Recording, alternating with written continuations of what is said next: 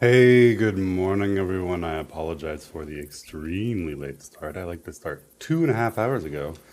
However, I don't know if my alarm didn't go off or if I just turned it off while asleep. I don't know. I'm gonna go to the store today and buy a real clock with a real alarm clock. I slept for 10 hours. Isn't that wild? It feels good. I mean, obviously, I'm fine with having gotten to sleep. I slept for 10 hours. Clearly, I needed it, but I'm sorry if anyone worried. I know some of you experience anxiety when you don't have me in your mornings. Holy crap, am I cutting my hair today? It is so long. Or am I putting it in a ponytail? Almost. Almost ponytail. It is so long. I could also just get it trimmed in the back so that it's like the same length all around my face. Whoops. No, don't close OBS, minimize OBS. Good morning, Honey Yellow, Nico, Thessalia. Good morning, my friends. You called 911. Hey, Scooter. Hey, Aurora. Good morning. Aurora, I'm mad at you, by the way. You and I have beef. We are unhappy with each other. Morning, Belrock. Yo, Nico, what's going on? Hey, Presea. Hey, Rose. Good morning, my friends. Why? Because yesterday you go on and on. Yeah, you go on and on about, oh, it's cringe to call my husband honey or love. I call him knobhead and dickface. And I wake up this morning and Katie says, good morning, knobhead. I like those pet names, and if you make if you make Katie feel self-conscious about calling me sweet things, then you and I are no longer friends.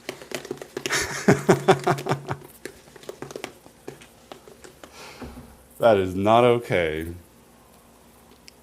Katie saw it coming. She's already lolling in chat. Endearing. There's just, I don't know, there's something just not quite as endearing about knobhead. First thing in the morning. As babe. Personally, that's what I think. Of course, then that made me laugh because I thought about, dick face, which was funny. And dicking faces, which is even funnier. Not allowed to be mad at me, I have immunity. I'm just trying to. I'm, of course, not actually mad at you. Aurora does have immunity. Aurora is grieving an extraordinarily bad 24 hours in which she lost both her sweet, lovely puppy and one of her bunnies. And I am very sorry for your loss. But if I can make you laugh, then I will. A laugh first thing in the morning sounds good to me. Yeah, but also that warm glow first thing in the morning when your special someone calls you something sweet. Isn't that also really good? Yes. Many hugs for Aurora in the chat, please, my friends. She has had a rough 24 hours. It is hard to lose a pet, and she lost two. She had shared many pictures of her dog with us in my Discord, and it is he was a lovely dog, and we will all miss him. So today I'm going to try to finish The Last of Us Part 1. Let me move some things out of the way. I still have setup things to do. Hold on. I need to go check my DMs with Nico because I had ordered an item that would enable me to listen to the sound of the PlayStation through a headset. And then I canceled the order because I was going to be gone when it arrived.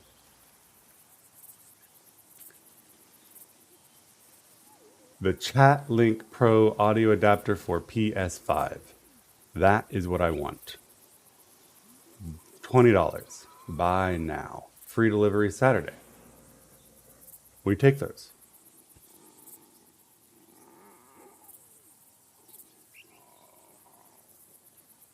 Because I'm listening to the sound through the monitor and it's just not very.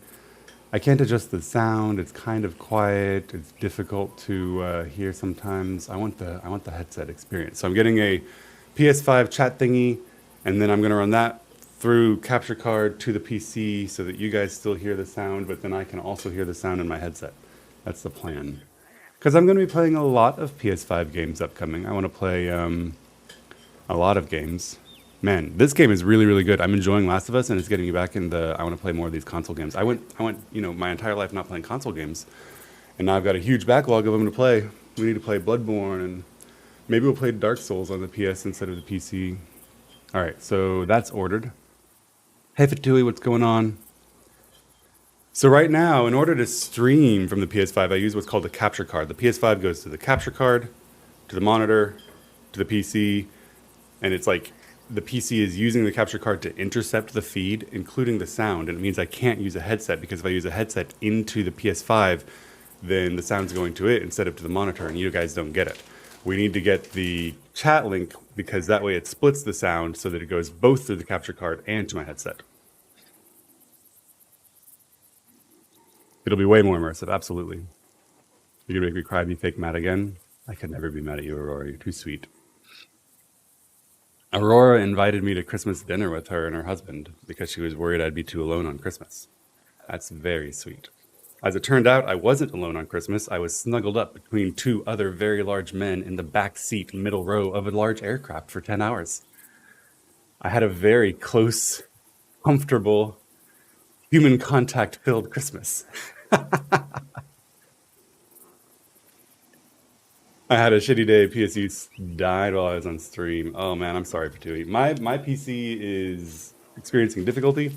Vi did some diagnostics yesterday. I'm supposed to update my BIOS, and I have a USB that I went and bought yesterday so that I can do that. And then we'll try that after stream today. Hopefully my graphics card doesn't fall over while I'm doing it. If that doesn't work, then we'll try the next step.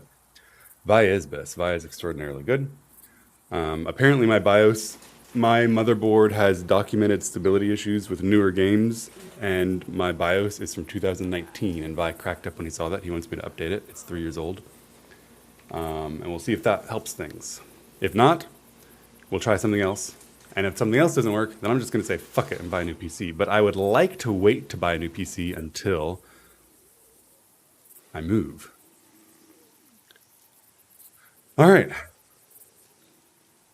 What's a USB? Apparently a USB is ancient technology you use to update your BIOS. And BIOS is also ancient. Gilamara, good morning again. Yes, I do intend to move sometime in the reasonably near future. All right. I think it restarted me at the checkpoint. So I'm going to explore this area thoroughly. I want... Is that a stick? Is that a stick made of metal? Holy moly, let's go. Spiky stick. I want to explore this place, gather all the loot. Yeah, I dropped my wooden stick and I got a nice new stick. How do I look at these recipes? Melee upgrade your weapon with a single instant kill strike weapon is already upgraded.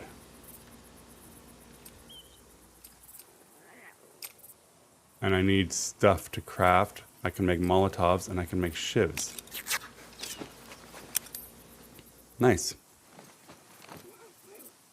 The PSU blew up bad. Holy moly, that sounds terrifying. I remember I had a power supply die on me a few, I want to say years ago when I was still doing my own PC builds. But it was fine. I just replaced it. And it didn't explode. It just stopped working. I stopped doing PC builds because it felt like something always went wrong and I had to RMI something every single time. Once I had a short on a motherboard, once I had bad memory stick, like there was always something that you had to RMA and it was really annoying. So eventually I just stopped doing my own builds and I just paid someone else to do it for me because then they test it themselves. All right, I'm gonna do all of the loot and then we'll continue the game. I've been told that if we play today, we can finish the game. You don't know how to whistle. She doesn't know how to whistle? That's so strange. I mean, it's not like it's important to know how to whistle. Oops. I hope it doesn't break. Don't break, don't break, don't break. I was just trying to do my weapon. X.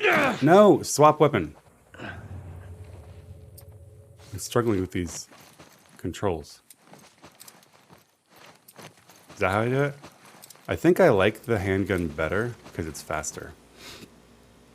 Put your lips together and blow. Is that from the song? There's a song about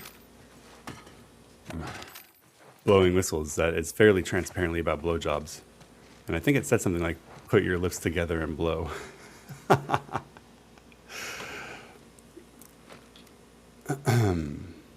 My current one was built for me for $2,000. It can barely handle WoW. Whoa. Either it was built badly or it's really old. My current PC was like $1,300 or $1,400, and it's like 3 or 4 years old, and it handles games beautifully still. But pieces of it are starting to fail. I had to replace the cooler, and now the GPU is starting to struggle. Once you start getting into the 4 or 5 years old thing, it seems like individual pieces of your piece that you start breaking. And obviously, you can probably replace each one of them, right? The new cooler was like $40. The new GPU would be a lot more. But at that point, I usually just start thinking, maybe I just buy a whole new PC. Built badly. Get a refund. I haven't listened to it for a year. Have you just ruined it? Did you not know that song was about blowjobs?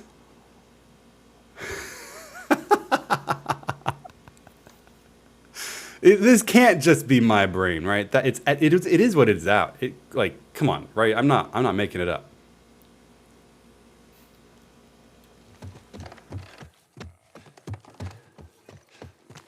Is this just me? That can't just be me. I was a kid when I last heard it. Come here. That's a bad guy.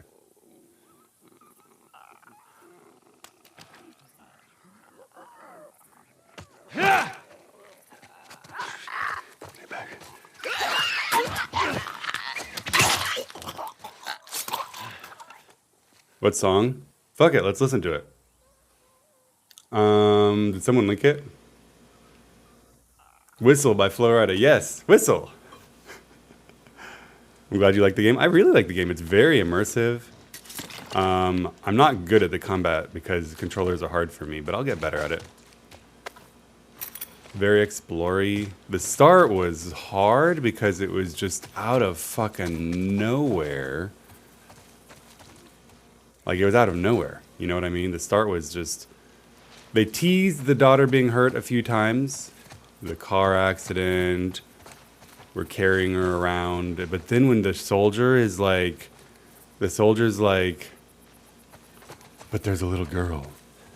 All right, sir. And you're just like, no way. And then they shoot at them and he turns away. And you're like, okay, maybe somehow he missed those 9 automatic shots. And then she screams.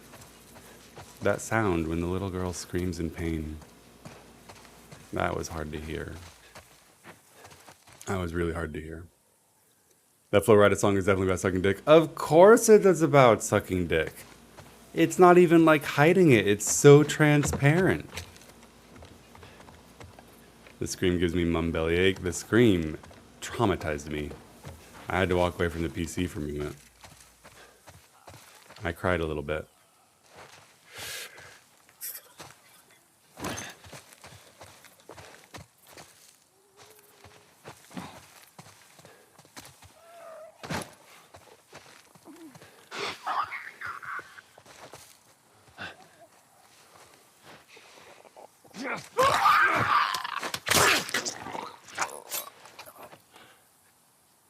We're not 37, all of us were kids.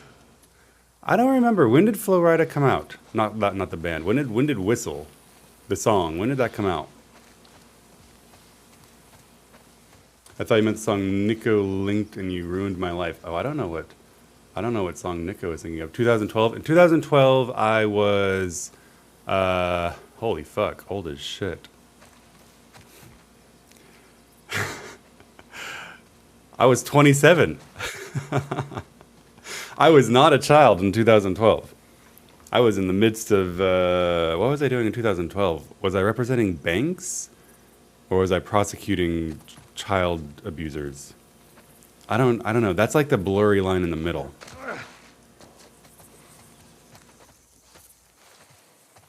All right, I think we collected all the loot. 21. I was 27, which means, by the way, my dear friends in chat, that it was a decade ago. Whatever age you're thinking you were in 2012 and remembering fondly when you heard Whistle by Flo Rida, that was a decade ago. There's just something so weighty and fucking sad when you're using the word decade about shit. Except for the people who are 10. We don't like you. Oh, shit. It's jammed from the other side. Here, boost me up.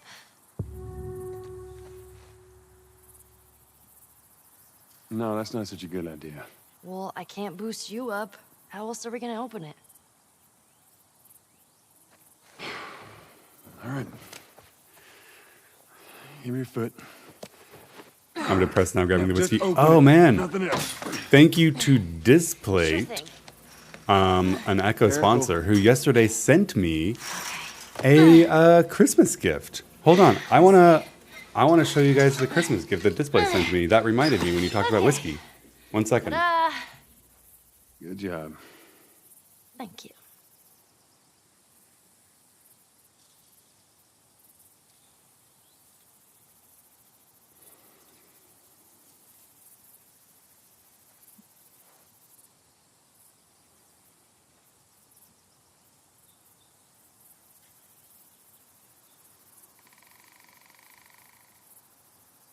All right. A little bit of swag showing off. A little bit of swag. So, Displate sent big camera. Hello, giant Jesse face. Displate sent Italian candy and booze. They sent stuff I had to Google. This is some kind of Italian hazelnut cream chocolate, which I had one of. It was very nice. The theme of the package was hazelnut, in fact. And then let me pull one of these out for you. They sent these tartufos, which is some kind of an Italian truffle made with hazelnut like cream and paste and white chocolate. And they were also very nice. And then they sent this Dufete di Torona with almond and macadamia. No, not macadamia, hazelnut. This was weird. This is like some kind of, you guys know nougat in candy bars? This is like nougat except freeze dried. It's really crunchy and I want to say unpleasant. It was weird. I've never had candy like that. But then the prize they sent me out last night. A lovely bottle of Merlot. Gifts from Displate, our sponsor. Thank you very much for the Merry Christmas items. All right, camera back to being regular size.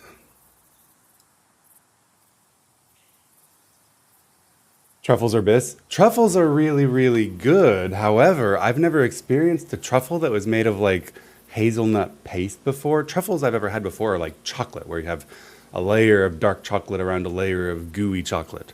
That's truffles I've had. These are very different. Some kind of Italian truffle I've never experienced before. But it was nice. I had one of each, and my daughter had one of each as well. I had never experienced any of them before, and I had to Google all of them. Hazelnut, yeah, Lana May. Hazelnut and chocolate are one of those bis combinations. Oh, man. I love hazelnut. They're a top 5 nut already. You add chocolate, it's just like, mwah. And then after we got those gifts, I took my daughter out to the local Greek pizza place. And we had fried mushrooms, and we had a big Greek salad, and we had a huge chicken pita sandwich of some kind. It was a nice night.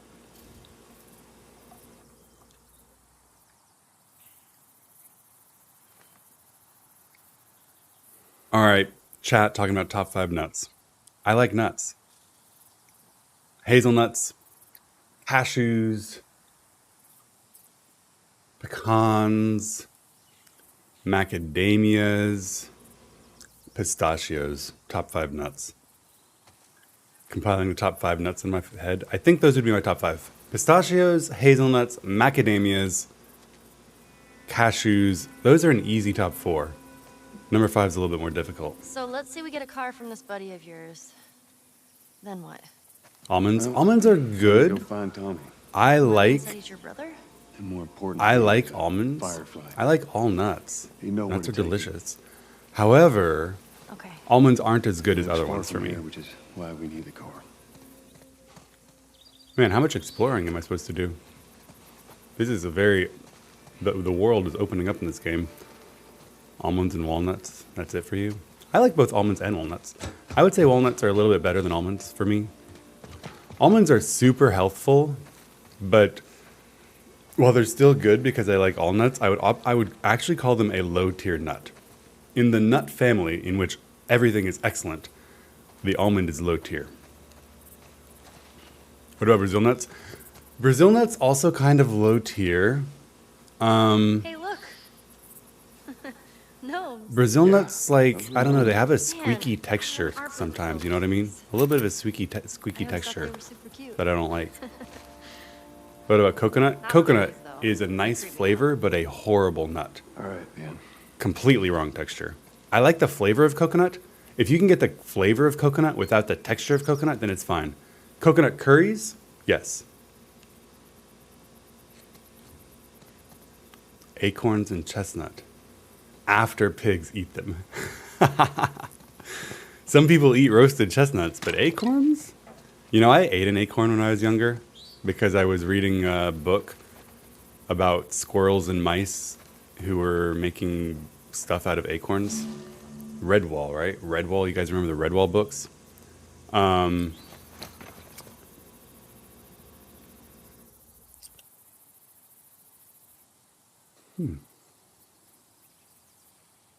Acorns taste bad. Acorns taste real bad. I can increase. Are these permanent upgrades?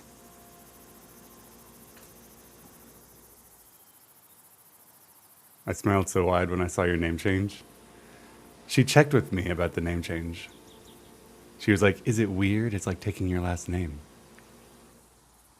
The only issue with her name change is the one at the end.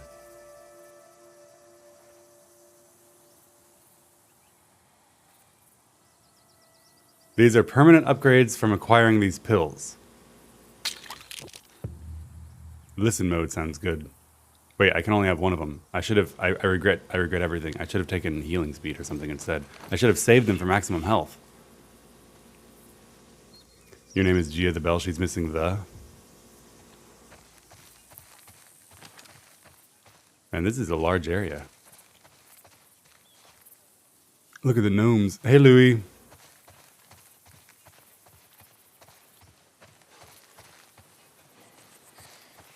Hey, there's a squirrel. I wonder if I can shoot it. What about gagons? We went almost 20 minutes talking about nuts, and no one did a D's nuts joke. And Nico is the one who couldn't resist. You think I'm not going to hear gag on D's nuts the moment you say gagons? Come on, man. Come on.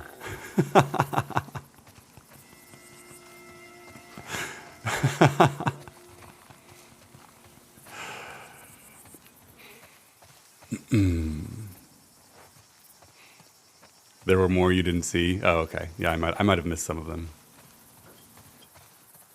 Worst part is I don't drink. Oh, I missed something you're talking about too. I can go up there. We can go in that building. My loot instincts have been activated. I want to look at everything.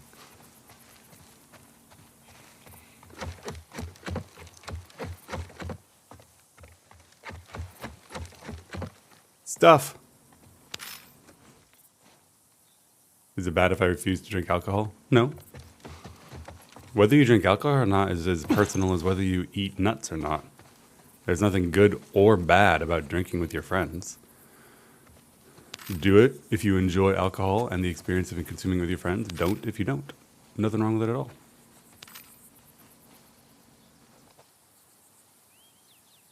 Gamer instincts compel you to explore. I'm getting stuff. The first time I encountered an upgrade bench, I didn't have enough materials to upgrade my guns, which felt pretty bad. Clearly, I was supposed to have had by then enough materials, so now I'm trying to actually loot more instead of just pushing forward through the MSQ. Is that ketchup or something up there? Oh, look at that. I guess it's liquor.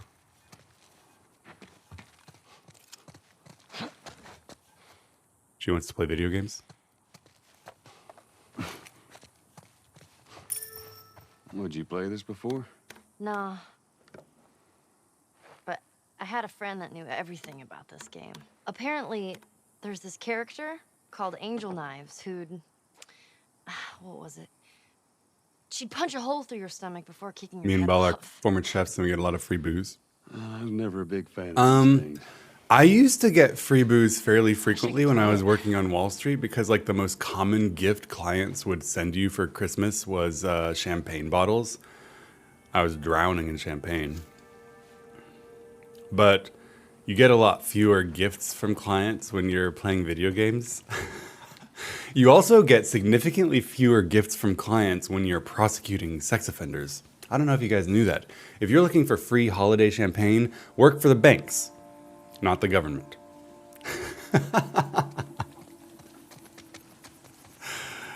That's a life tip for you. They send very personal letters. Oh man, I got very, very custom letters from all kinds of people back when I was doing that. I still get one every now and then. There's one particularly determined gentleman who did fairly horrific things to a child who is in prison for the rest of his life and holds a grudge against me about that and has expressly described the various ways in which he wants to terminate my existence with extreme prejudice and pain. I sleep fine though because he's in prison. And always will be. I get licorice and chocolate. I have licorice.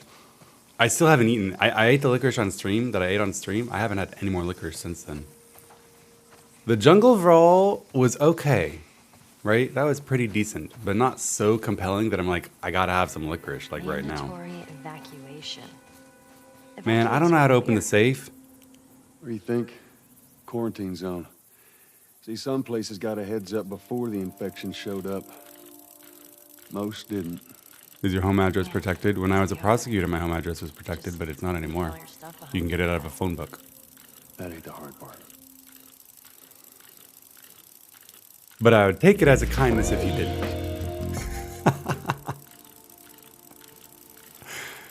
Hey, Caleb. Caleb, tell everyone how your roast went last night.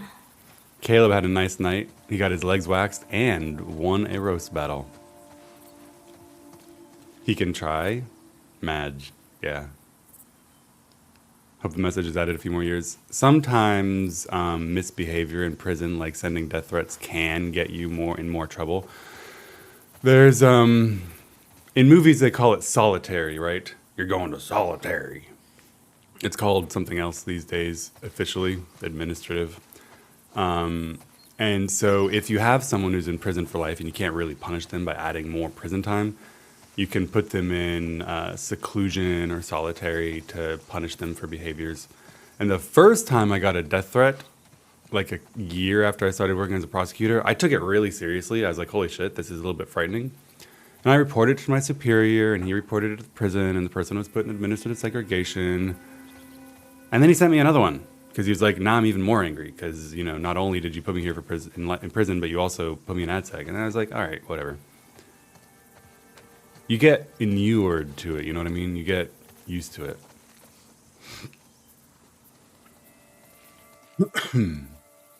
I need some jungle overall. I need to go to Walmart and buy an alarm clock. Die mad. Yeah, exactly. Like, whatever. He's angry. I don't care. He deserves to be unhappy. He did bad things. Prisons UK is called segregation. Yep. So the official word for it in America is ADSEG, administrative segregation, because you've been segregated from the general population by administrative action.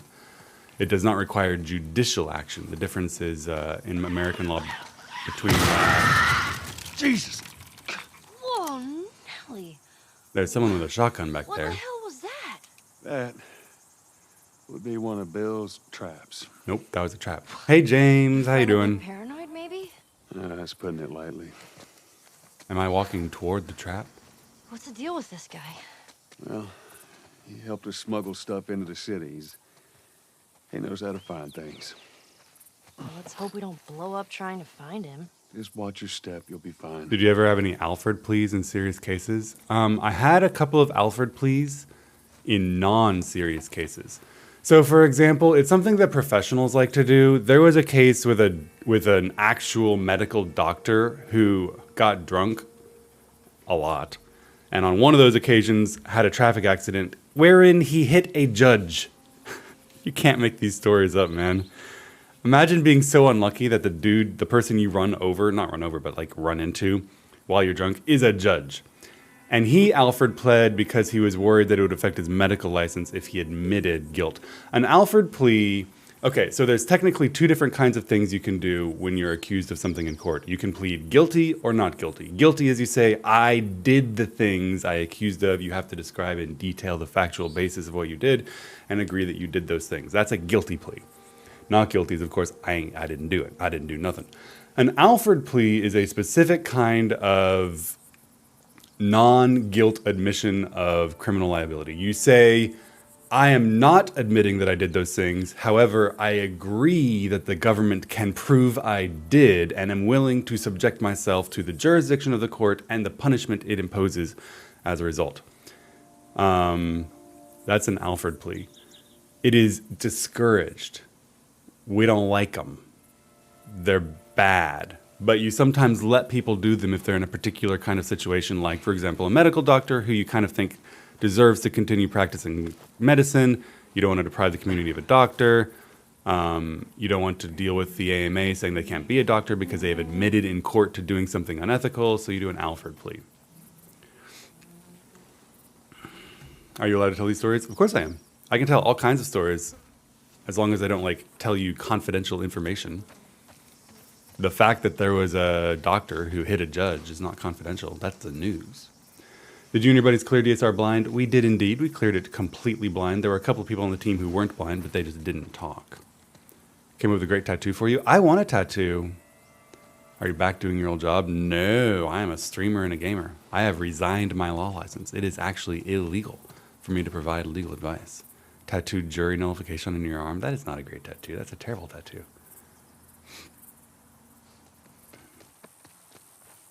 This is the remake. In Finland, we have a life sentence, but you get free after 10 years. So there's two different kinds of life sentences in America. One is life with the possibility of parole, and the other is life without the possibility of parole. If you have life with the possibility of parole, Feel good with a bow? you can conceivably Yeah, get out right, after yes. 10, 15, 20 years. It's up to an administrative board to decide whether or not you have rehabilitated. If you have life without the possibility of parole, you are in forever. You will never, ever Here. get out. We can use this to get over. But I'd get out of jury duty by saying I'm a comedian and would turn the details of the trial into material? No. In fact, you'd probably piss the judge off. Why'd you give up your license? Can you keep it? I could keep my license, yes. However, professional licenses in America are expensive. In order to maintain your law license, you need to pay the bar like $500 a year, and you have to take continuing legal education courses that usually cost in the realm of $1,000 to $2,000 per year. I'm disinclined to spend $3,000 a year to maintain something that I'm not using. I kept it for a while, and then I was like, fuck this, and I resigned it, which makes you no longer liable for paying those fees. Did you ever deal with a case of a person who is innocent and got convicted anyway? It is unethical and against the rules for a prosecutor to prosecute someone that they believe might be innocent. You are not allowed to prosecute someone unless you personally are convinced of their guilt. So the answer is no. As far as I know, no one that I was involved in a case with, that's a trap. As far as I know, no case I was ever involved with has been overturned on the basis of innocence. It's free. Big Rooster, thank you for the sub. I appreciate the support. Can you go back? I could go back, but I don't want to. Why do they hand out cases for 200 or 300 years? It increases. So if you do consecutive sentences that total up to 300 years, you're making it less likely that they get out. Maybe the punishment for a crime cannot be without parole. Most crimes, you cannot exclude parole as a possibility, but the judge doesn't want them to get out. So the sentence for crime number 1, the maximum is 20 years, but they can get out after 5. The sentence for crime number 2 is 20 years, but they can get out after 5. If you run them consecutive, it's now 40 years, and they can't get out for 10. You run them consecutive for these gigantic 100-year sentences to try to keep them in prison longer. Also, it helps vindicate the rights of the victims in multi-victim cases, right? Each victim can point to a chunk and say, that is for my loss. Part of the purpose of justice is the vindication of victim rights.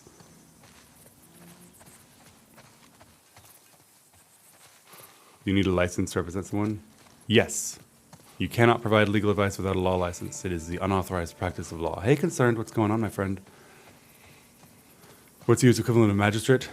Magistrate.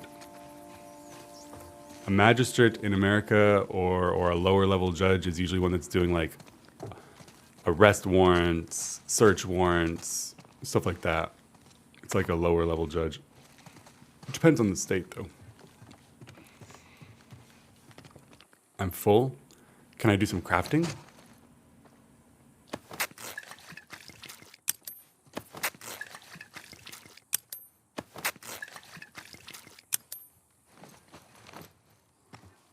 Goes for any American citizen? Wait, what goes for any American citizen? Too many questions, I'm losing track of what you guys are asking. Some things apply to citizens, some things apply to residents. Can't give legal advice. Oh, no. It doesn't matter if you're a citizen or not. It is illegal to practice law in the states of America unless you have a law license. You can't show up and practice law in America. Goddamn infected, showing up much too close to the church safe house. Looks like I'm gonna need to do another round of clearing out the weak spots of the perimeter. You can represent yourself? You can, yes. Have a Reddit breaks the law. It's usually pretty lenient, right? If you're just, oh, I don't want a hint. I know, I already put the ladder there. I know, I already put the ladder there. I'm exploring. You're not going to get in trouble for the unauthorized practice of law if you express your opinion about what the law would or would not allow in particular cases as a random person. You don't get in trouble for that.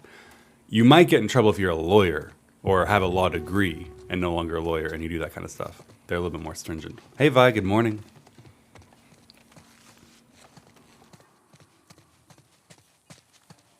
You're on fire, Kratos. It'll pass. Game is telling you to stop stalling. Listen, I need loot. The first time I got to an upgrade bench, it was like, you don't have enough stuff to upgrade your guns. I'm making sure that doesn't happen again. I'm collecting all the loot. Bob, I'm not leaving town without that safe. Help Brad load it up into the pickup, and in case you need to get in, the combination is 5, 17, 21. Anyone remember where the safe was?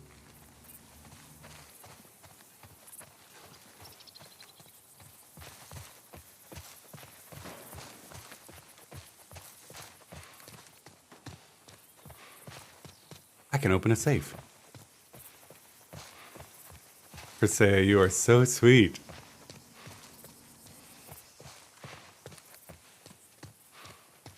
Thank you. There it is.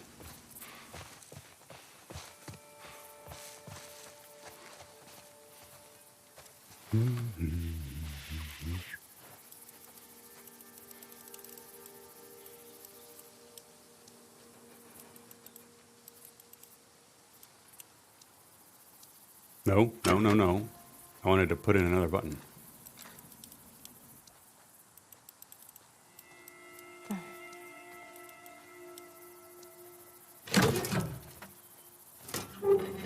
Does Ellie remind you of your daughters? No. Alright, we got the stuff. As someone based in the UK, your Fifth Amendment feels like a cop-out?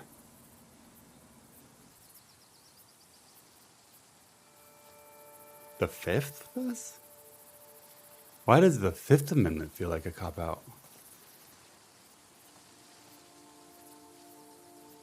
I'm going to need more detail. The Fifth is like basic fundamental rights, right?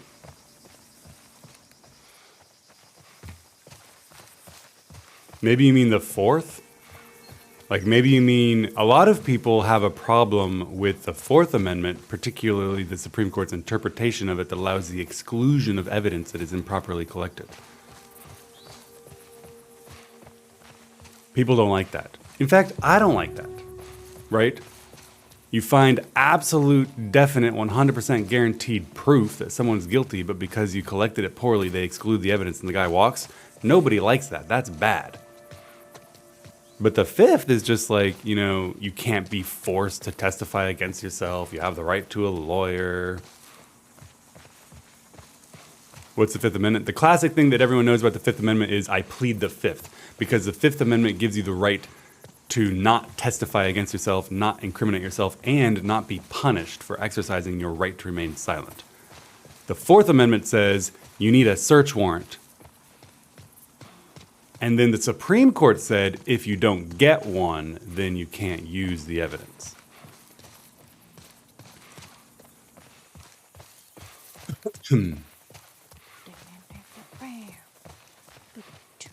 That's the one that causes a lot of outrage, because you'll find definite proof that someone did a horrible thing, but they messed up the warrant, and then the guy walks.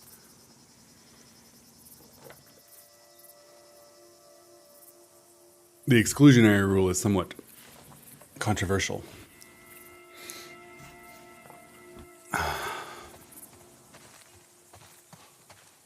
Nope, I don't want to carry it, I want to climb it.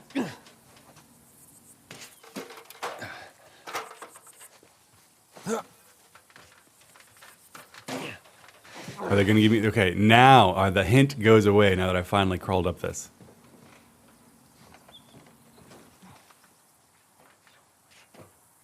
It says I can carry this. Do I want to? Is that a bow? Yeah, look at that. Let me use that. I'm a pretty good shot with that thing. How about we just leave this kind of stuff to me? Well, we could both be armed. Cover each other. I don't think so. I like the idea of her having a weapon. If I'm being honest, I think that sounds great.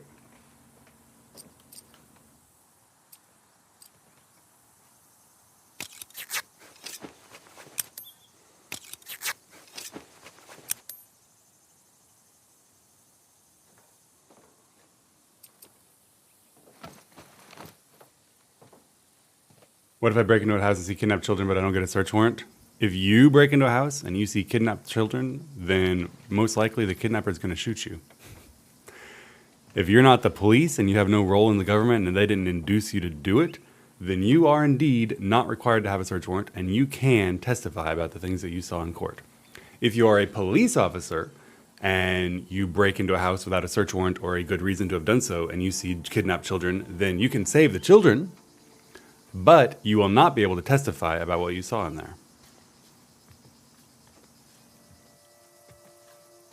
The rules are different for police officers and non-police officers. What's your take on First Amendment auditors? Be more specific. I don't know what you mean by a First Amendment auditor. It's all clear. Come on up. All right. Their power should have restrictions and oversight. It's true that there should be limits on the power of the police to enter homes. I agree with the requirement that there be search warrants, and I agree with there being, sometimes there are exceptions to search warrants. I agree that there should be a legal basis for going in or not going in, but I don't agree with an exclusionary rule. The punishment for violating these rules should not be the exclusion of incriminating evidence that then lets bad guys go free. It should be administrative or legal, like civil. I've never heard of a First Amendment auditor. Photographing or filming from a public space? You mean someone pulling out their phone and filming the police doing stuff? That's great. That's great.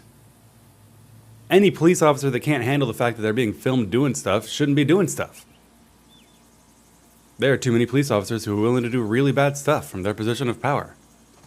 I've never heard the term auditor before, but it's just someone pulling out their phone and filming police beating the shit out of someone. I'm all for it.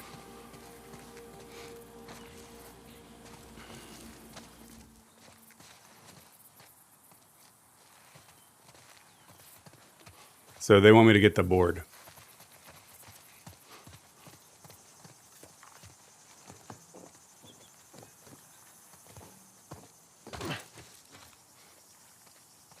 Yeah, no government employee doing good stuff, especially police, should be scared of a camera.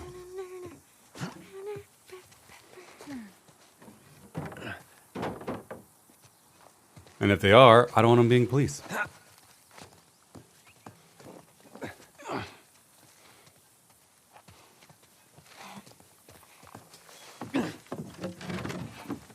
Yes, see, concern's right? Obviously, we want search warrants to be mandatory. The police shouldn't be able to walk into your house and look around without a warrant. And if they're in bad faith, the issue is that the police can correctly do everything and make like a small error and then get it thrown out because of a small good faith error. That's bad. That's the bad stuff. No one's saying that they should be free to, rampage your rights. I've only ever met nice police officers. I've also only ever met nice police officers. But I'm, upperish, middle class, male, and white.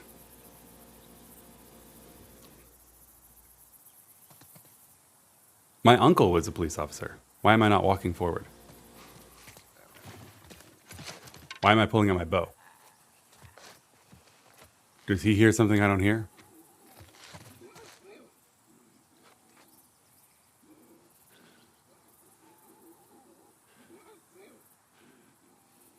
I feel like the vast majority of police officers are pretty good people, right? They're just like regular people. There's nothing special about any profession that I know of that makes a sample size from that profession different from another profession. If you have 1,000 people, 10, 15, 20 of them are going to be violent assholes. It doesn't matter if those 1,000 people are police officers, grocery store workers, construction workers, lawyers, doctors, nurses. It doesn't matter. Some percentage of people are going to be assholes. Some percentage of people are going to be violent. Some percentage of people are going to be fucked up in ways that make them harm other people. And those people, and that percentage of people makes everyone of their profession look and or feel bad. I have a bow.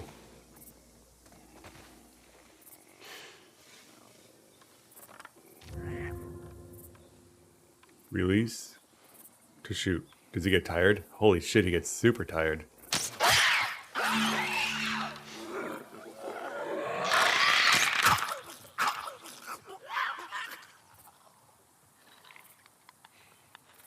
Now listen. Bill, Hey, ain't Sarioni, exactly good the most morning. You like to have stable higher percentages of of X-Men people in my individuals. job? So People when we say get that. there, I don't really think it's very You let true. me do the talking. Particularly not in any Understand? kind of like extreme kind of way. You got to be clear on this. He don't take too kindly to strangers. All right. Bill's a good guy. There might be just bias. There might be, but I feel like those biases are usually definitely need some overstated. time warming up to you. So I've known lots of police officers. My uncle was a police officer. One of my friends in college turned into a police officer. These are good people. But I've also dealt with some who are real bad. And sometimes it's not so much that the people are bad, but that the training makes them do bad things.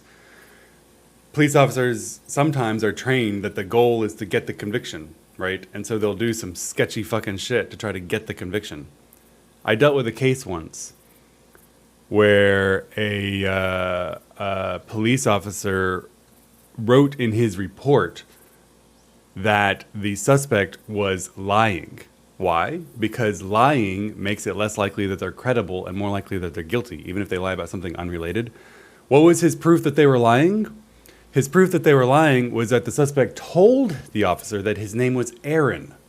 And the officer wrote down E-R-I-N, Aaron. But in fact, upon further investigation, this officer discovered that the suspect's name was Aaron. A-A-R-O-N. Therefore, he is a non-credible liar who's more likely to be guilty of the offenses he's charged. And I'm like, dude, this makes you look like a clown. You can't decide that someone's lying on this basis. Take that out of your fucking report. Don't try to bolster your report with like bullshit, you know, it doesn't help. The poor schmuck who was accused of this crime, Aaron, is like, I said my name is Aaron, bro.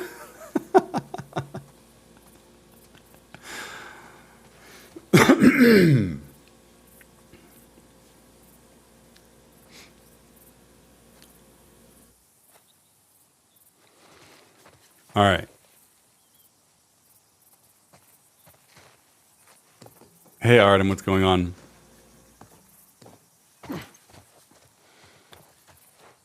The problem is that people don't want to be police officers. So yes, they have very low education requirements, sometimes low training, and low pay. It's like teachers, right? It's like the same thing about teachers. I think I need the ladder again. A need for a large number of them, low pay, bad working conditions results in a mixed bag of candidates.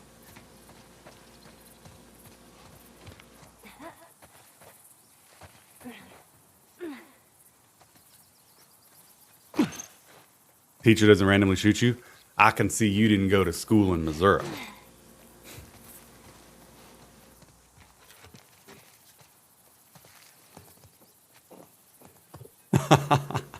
No, it's true. I'm not a big fan of the police having so many guns, particularly such militarized guns. There was a big program that benefited the military-industrial complex of selling surplus weaponry to police departments, which is how you end up with an excessively militarized police with, you know, basically tanks and basically machine guns and SWAT teams and a militarized response to everything that has resulted in an increase in innocent people being killed with things like no-knock warrants and stuff like that.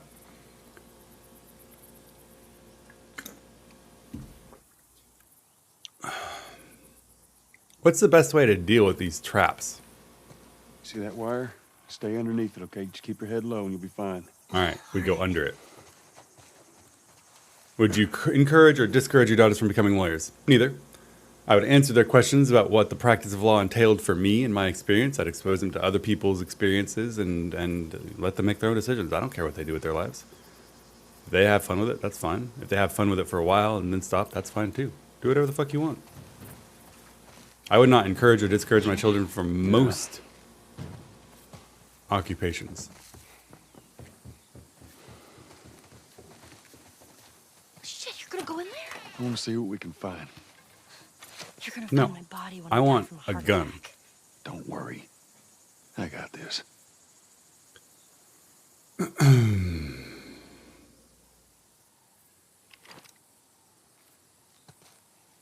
Not a bow.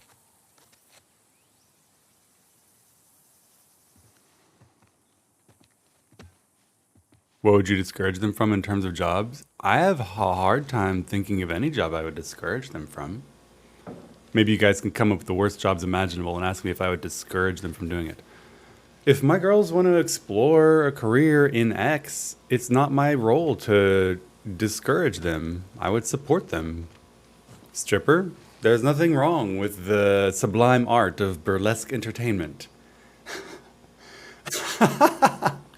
If they wanted to, you know, dance and use their bodies to earn money, how is that any different than a construction worker, you know, using their body to make money?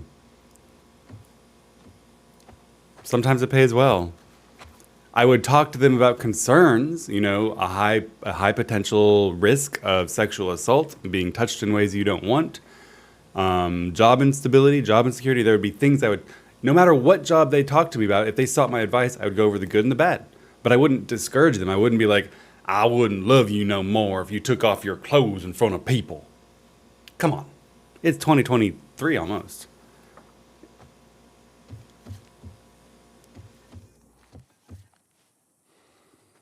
Work is work. Work is work. And I don't see much of a difference between using your body as a construction worker and using your body in a lot of other ways. It is a high-risk lifestyle. Yes, stripper is a high-risk lifestyle. You're going to be exposed to men at their, not worst, but close to at their worst. There might not be sufficient protection. I'll talk about all this stuff with them. But if at the end of that conversation they were like, I think it'd be fun and I want to try it, all right, call me if you get in trouble. You know? Let me help you find a good place. Their future is the difference. What does that mean?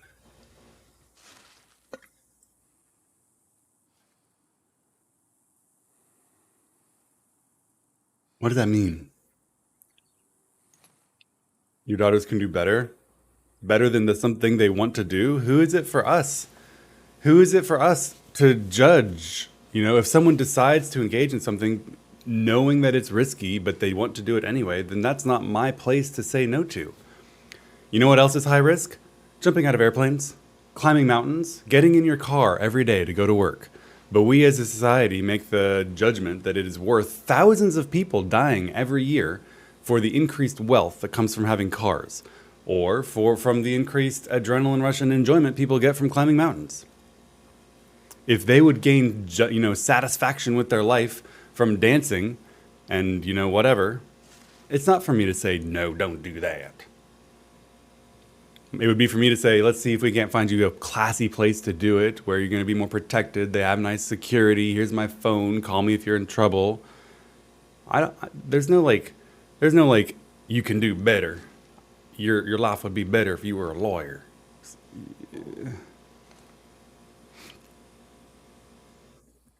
They can do what they want. Can I make an OnlyFans?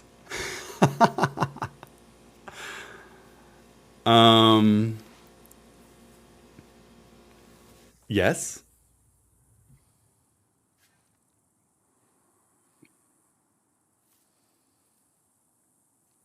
It's not for me to say no, but we're both bluffing here. It's easy for me to say yes because I know you would never do it. Like this is cheating.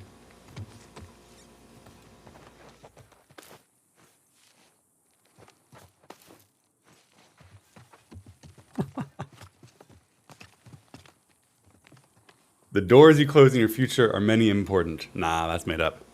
And lots of things you do, especially in your early life, close doors. The process of growing up and becoming an adult is choosing which doors you will keep open, and thereby, by default, which ones are going to close. That's not necessarily... Yikes! Why do I have a bow out? No, what are you doing? He starts kneeling down to pick up his bow. There we go. Jeez, that thing scared the shit out of me. I need to get rid of this button. Well, You're just like, all right, let's pull out the bow, get an arrow. That button's bad.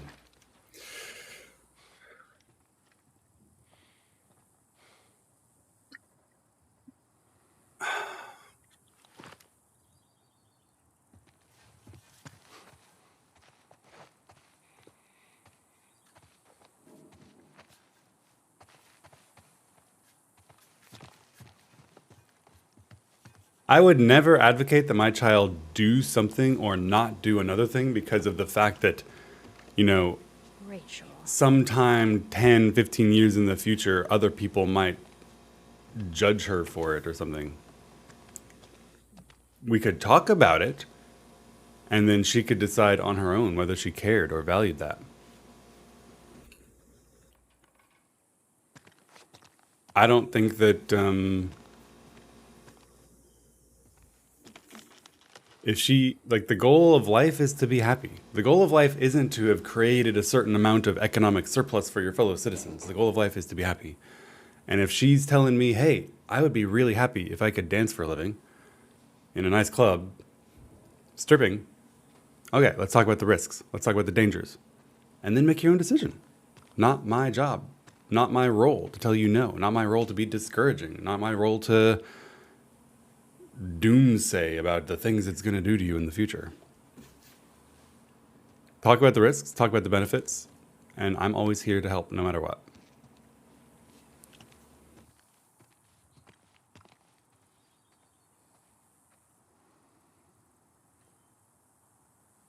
Need to touch some grass. All right, Rachel. Soldiers are going door to door, forcing people onto buses. I hear yelling a couple of buildings down. Time's running out. I tried calling, waiting. I don't know what to do, but I can't wait anymore. I've thrown most of our stuff into a couple of suitcases. I'll be waiting for you in the quarantine zone. Come find me. Ezra. You want to be happy? I do want to be happy. I want my daughters to be happy. Each other?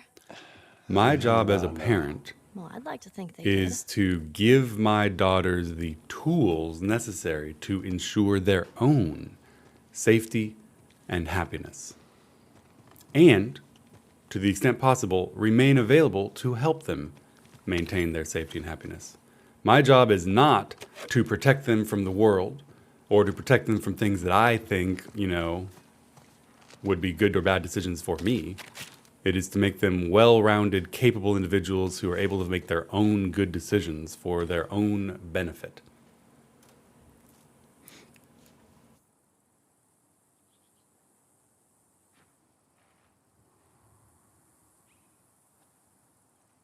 It's not my job to make sure they never do anything that I would consider a mistake. That's not my job.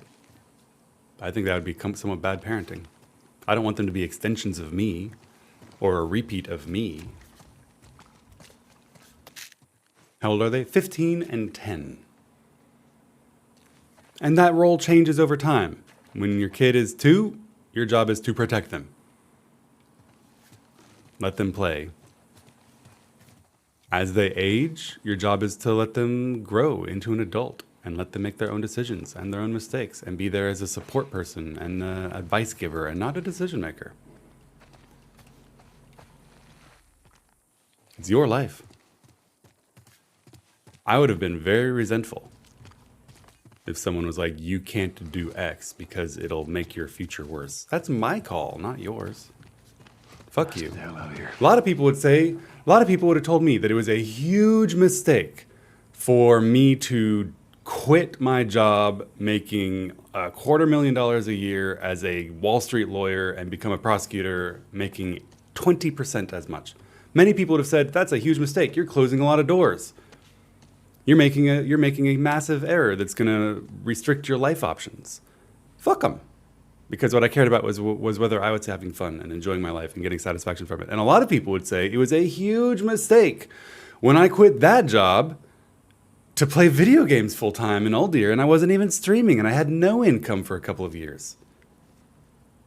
People would be like, that's really, really, really dangerous. You're risking your future. You're giving up your law license. You're giving up a track record of work. It's going to be hard. And if you run out of money, you're not going to be able to support yourself, And fuck them. It's my call.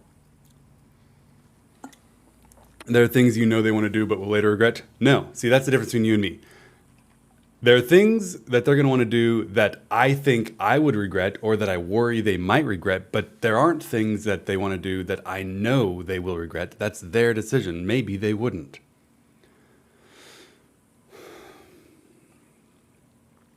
My parents told me don't do drugs or smoke. I've told my children that they shouldn't smoke. Smoking is voluntarily poisoning yourself with no real benefit. But if they decided to do it anyway, that's fine.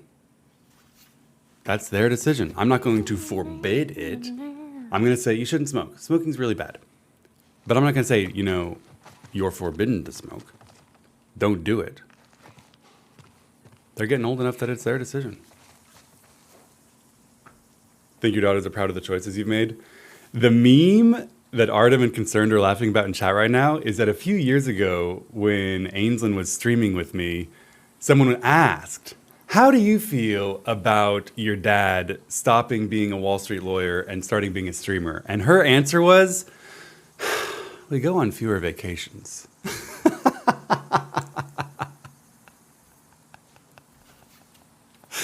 Oh, it was so fucking funny.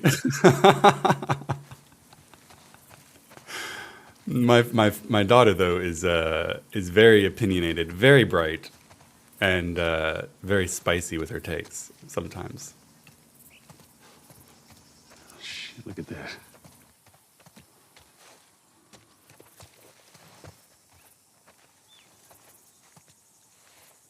What do you guys reckon I should do about these traps?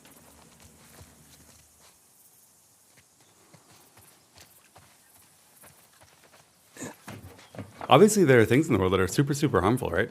Don't smoke. Don't do cocaine. Don't do heroin, right? If you feel the burning need to try alcohol, maybe try it with me first so that we can do it in a supervised way and you get adjusted slowly into it instead of going to your first party, binging, and getting incredibly sick. When you get drunk, dangerous things can happen. Sometimes men will take advantage of you. Let's talk about that and how to protect yourself. If you decide you want to try marijuana, maybe we do it at home first so that we can experience it carefully in a controlled way, you know? But I'm never going to say this experience is off limits. My love for you is conditional upon whether you obey me in this. If they decided they wanted to try cocaine desperately, I'd be like, all right, this is a bad idea, but bring it to me. Let's make sure it's safe. Do it in this house. No matter what you do that's dangerous, I'd rather be able to help you with it than not.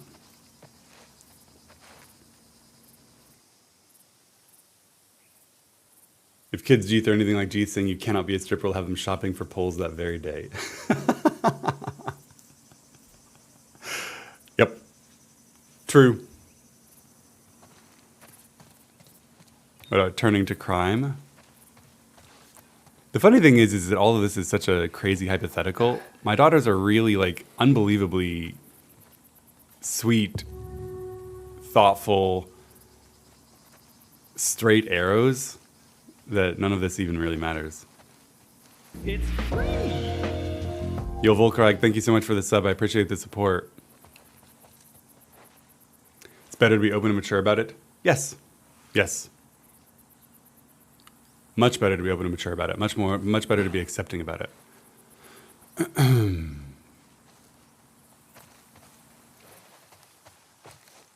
Everyone makes mistakes in their lives. Everyone does things that are dangerous. I always want to be a resource that can help them deal with danger. Not someone that's like, just don't do it. Enjoying the stream? I'm glad. Can I shoot it? All right, stand back. All right. Apparently I can. Why are you waving your gun around so much, man? Stand still. Oh, shit. Those things are kind of awesome. That's one way to do it. You've convinced me I'll come do cocaine with you. I have never done cocaine. I have no interest in doing cocaine. Cocaine is dangerous and addictive. I did try marijuana.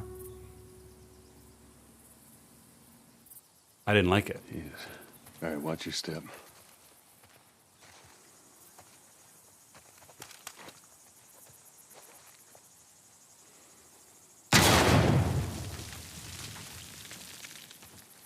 Come on. I'd say no to cocaine. I also think that there's, listen, if my 15-year-old daughter came home and was like, Dad, I want to try cocaine, I would say no too, right? I would say no for as long as I could.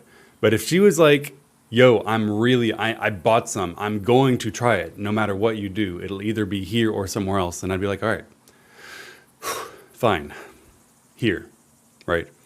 And then there's also a difference with partners, I feel like, than children. You know what I mean? If your partner is like, yo, I want to do cocaine, I think it's justified to be like, I'm not okay with this. That makes you into a person with whom I'm no longer interested in being. Main objection to drugs is that no high is worth the ramifications of being busted. I've never tried drugs when they were illegal. I tried marijuana when it became legal. Didn't enjoy it either. I'm conflicted about weed. People can smoke it if they want. The smell drives me crazy. My neighbor smokes a fuckload of weed. The smell is really, really gross. I don't like it. I don't like it at all. Just stay close.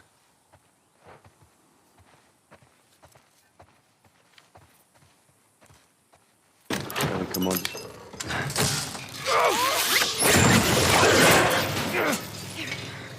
I got you. Damn it, Bill. What just happened? Another one of Trap. Bill's stupid traps.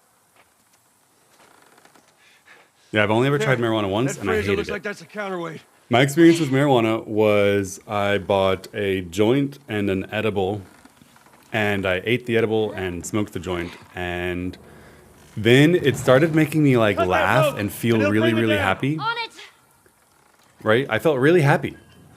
But then I got really, really angry because I felt manipulated into being happy. And I was pissed off at everything. And then I went to sleep. Here they come.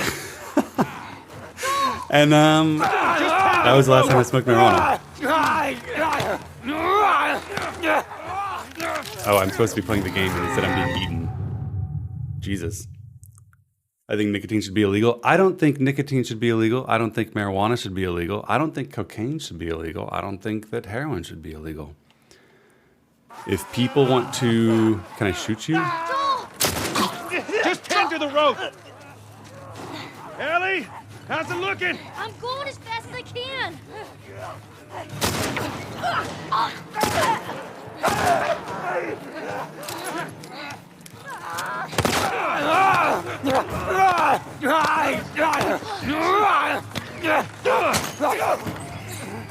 Ellie! Just one more time.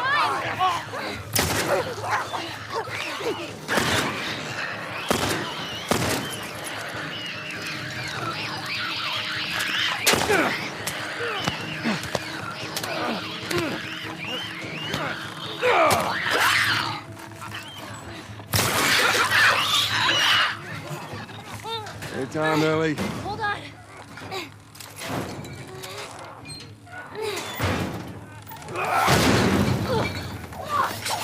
Not You better. all right? Yeah. Come on, you can do it.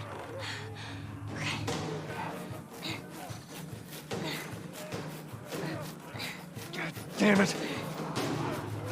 Come on. It's not cutting. Just hurry.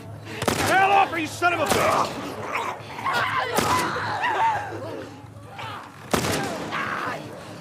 This is really weird POV.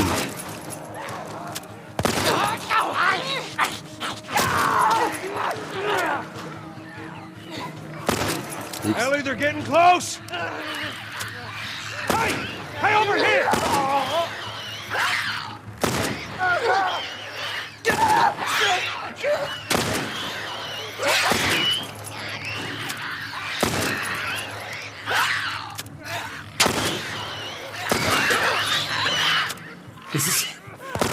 This is a really weird POV. Are you on PC? I wish I was on PC. I need a mouse.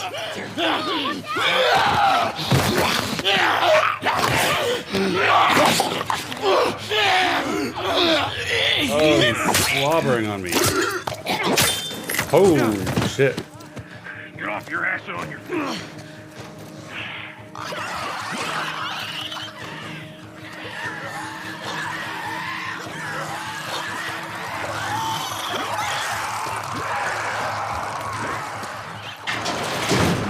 All right, this way. Keep up. Oh, God damn it. Back. Get back. Which way? All right, we'll cut through. Come on, here. Run, Ellie. Damn. Where's that goddamn... Hence, action sequence ends the podcast about Come drugs. on. Whoa, there's someone behind us. Yo, we're getting overwhelmed here. Ah! Yeah, I'm trying. Don't slow down. This place ain't secure. Bill, they're coming through the door. Fucking do it. Take them out. That's our only way through. Ellie, stay back. Stay back.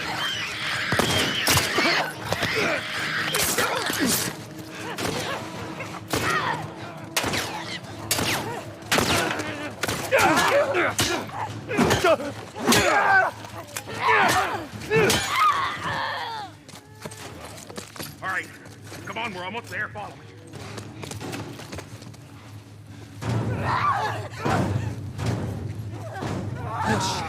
God damn it, they're coming over!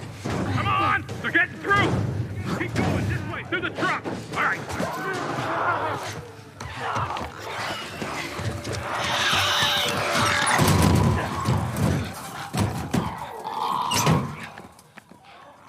Man, that was close. Thanks for the heroics and all. Ellie, It's better in the house as it can't get hurt. It would be a really, really hard decision, Turn around right? and get on your knees. A really hard decision. You don't want Get on your your knees. kid to do cocaine, Don't period. test me. Just- Right? You don't want your kid to do cocaine. You don't want to be part of helping her do cocaine. But if You she's think going scrub? to, it's God better damn it, that I'm she clean. knows she can do it safely See with so you much as a bitch. than dangerously Son of a with their bitch. friends who are going to get her You killed. done? Am I done? You come into my house, you set off all my traps, you damn near break my shooting arm. Who the fuck is this punk and what's she doing here? I am none of your goddamn business, and we're here because you owe Joel some favors. And you can start by taking these off. I owe Joel some favors. Is some kind of joke? I'll cut to the chase. I need a car. Well, it is a joke. Joel needs a car. Well, if I had one that My mom works, told me which alcohol sure was as bad, I hell wouldn't have don't, gotten blackout drunk. what makes you think I just give Of it to you? course, it's important for Huh? parents to not just Yeah, be sure, like, Joel, oh go yeah, you ahead, can have take my alcohol if car. you want. Take all my But to food, talk too, about the while you're at it. dangers By the and looks the of it, you risks. could lose some of that food. Listen to me, you little No, shit. fuck you. You handcuffed me. I need you to shut up. All right? Whatever favors you think I owe you ain't worth that much. Actually, Bill, they are. Well, it don't matter because I don't have a car that works. But there is one in this town. Parts. There are parts in this town. Meaning that you could fix one up.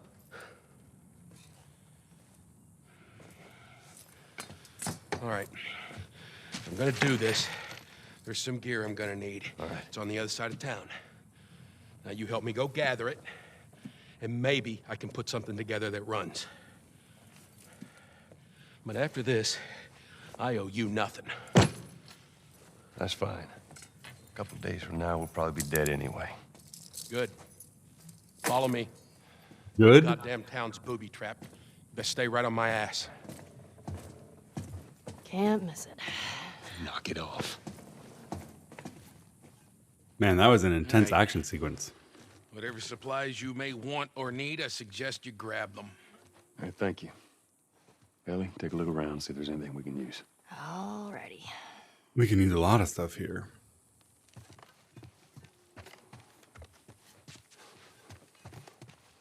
First, let's see if I can craft.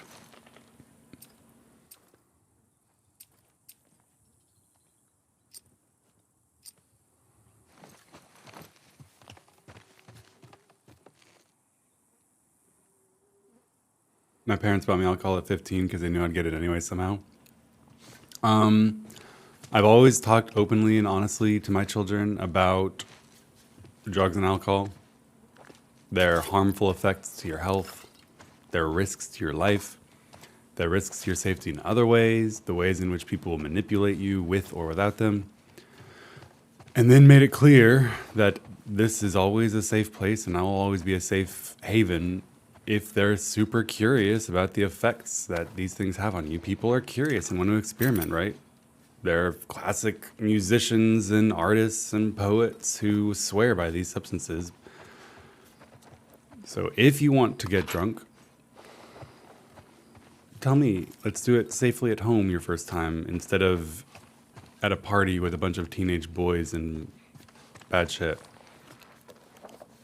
If you want to try marijuana, tell me, let's get you some quality stuff instead of risking it, you know? But of course, also talk about the bad. Ideally, you don't want to get drunk. Ideally, you don't want to smoke marijuana, right? Ideally, you definitely don't want to do cocaine. These things can be really, really bad for you. The root of the word intoxicated is in fact toxic because it is poisoning yourself. Just ban alcohol? I don't agree with banning it. I think it's legitimate for someone to say, I am willing to risk my life in exchange for something that I enjoy. It's not my place to be a father to some stranger and say you can or cannot do this thing that only really harms yourself. You can ban doing things while intoxicated. Drunk driving is real bad. All right? Using machinery while drunk is illegal. I agree and disagree. I know, and it's hard, right? It's hard. I think it's completely... I don't condemn people who want to ban drugs because they're so harmful that no good comes of it. I understand. I sympathize, and to a certain extent, I agree too. Cocaine has like no redeeming quality whatsoever, except that some people like it. So I struggle personally to distinguish between climbing a mountain, which might kill you, and doing cocaine, which might kill you.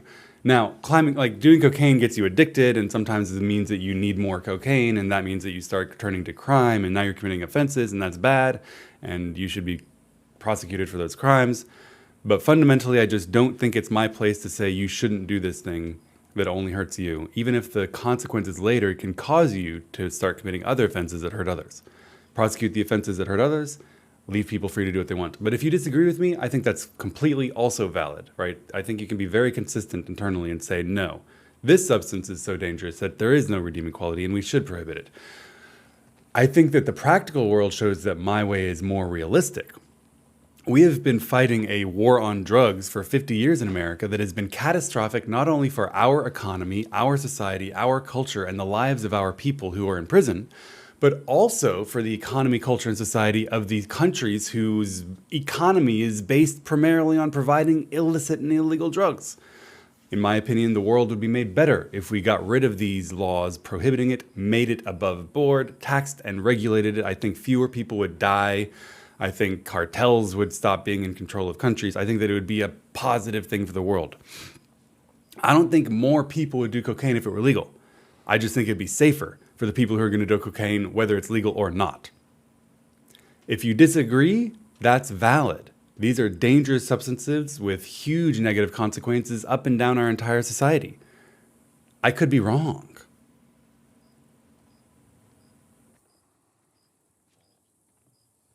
But in America, we have hundreds of thousands of people in prison because they took a substance for recreation and didn't hurt anyone. Non-violent drug offenses imprison hundreds of thousands of people, which is it's catastrophic for our culture, our society, and our economy.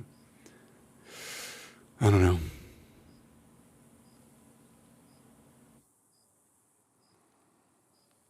It's a hard issue. I could be wrong about it.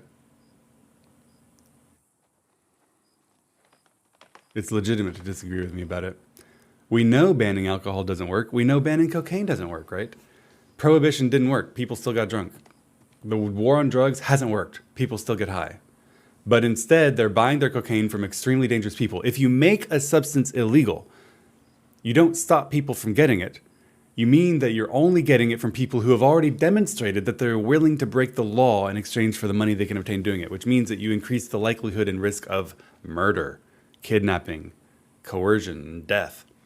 Make it all legal, and then you have legitimate businessmen and women dealing with these substances. There's no longer any reason to have gangs fighting over the territory in which they sell cocaine.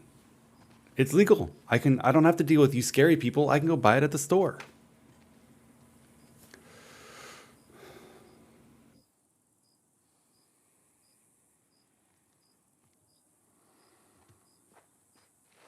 Happy subject now. Improved durability of blades. Sharpening. Sharpening a blade reduces the force necessary to cut or puncture, increasing the life of the blade. Look near the bodies of water, sedimentary rocks to find improvised whetstones. Excellent. Shiv durability increased. The DARE programs, Fear and Lies as a basis to keep kids off drugs. Yeah, it's true. Found everything you need. And the people who made these programs were well-intentioned. They were like, drugs are bad. Drugs cause you to harm yourself. Let's scare people off of using them. I can understand and sympathize. Government can tax it. If you make it legal, then you are regulating and making significantly safer the product. You are regulating and making significantly safer the supply chain. And you tax the ever-living shit out of it and earn a lot of state money that can be used for really good programs. Instead, by making it illegal, all of that money still exists. It's just all below, it's all, sub-market. It's all black market. Nobody's benefiting from it except terrible people who do violent things. You need to remember to clear the infected by the fences. Third time this month that too many of them are stacking up against the fence, knocking that shit over. Clear the fences.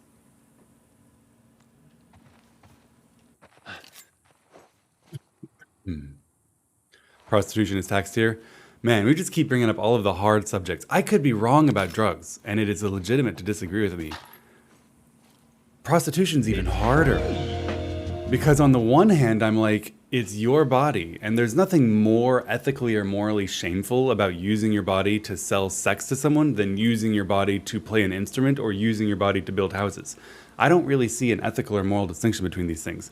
However, using your body in exchange for money with sex has risks and dangers. There is slavery in the world because of this. Girls and women are enslaved for this. They are pressured into this. They are exploited and abused because of this. It is a hard subject. I think that it should, in an ideal world, it should be legal for people to be sex workers. However, the dangers are real. Right? It's like the world is not ideal. If you have a legal market for sex work or an illegal market for sex work, there will be people who try to meet that supply illicitly. I've read articles, because in the Netherlands, sex work is legal. I've read articles about a large number of women and girls being imprisoned and kidnapped from like Thailand or places and imported illicitly to the Netherlands to provide that legal market. That's bad shit. I don't know the answer. What ends up making women and girls safer? Banning it or regulating it? I don't know. I don't know.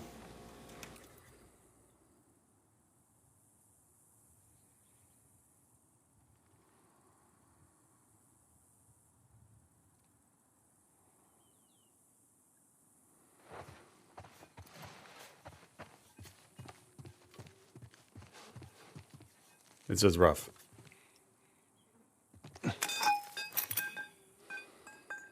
You should punish the crime of trafficking and not the willing sex workers. I agree with that.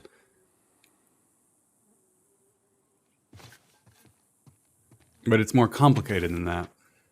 I agree you should never punish willing sex workers. It should be completely legal to trade your body for money in whatever way you see fit. But the fact that that exists can sometimes make people feel pressured into it, or it's hard. All I can say is it's hard.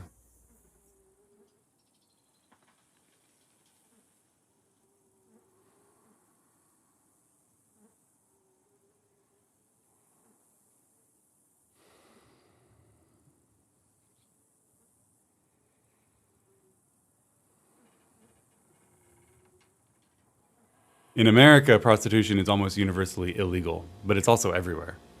Like, it's everywhere. So this is the map. Arcade, trap, nest. We'll keep that.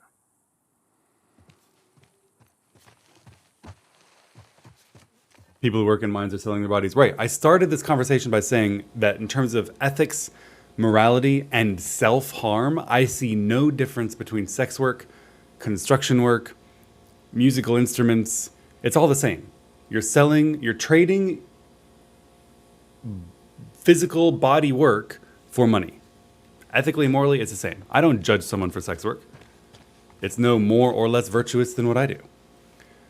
The only issue is that sex work makes you more vulnerable, right? A construction worker is not vulnerable to kidnap, rape, and murder in the way that a prostitute is, or a sex worker is.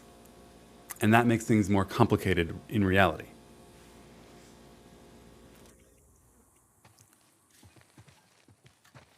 Banning porn may help.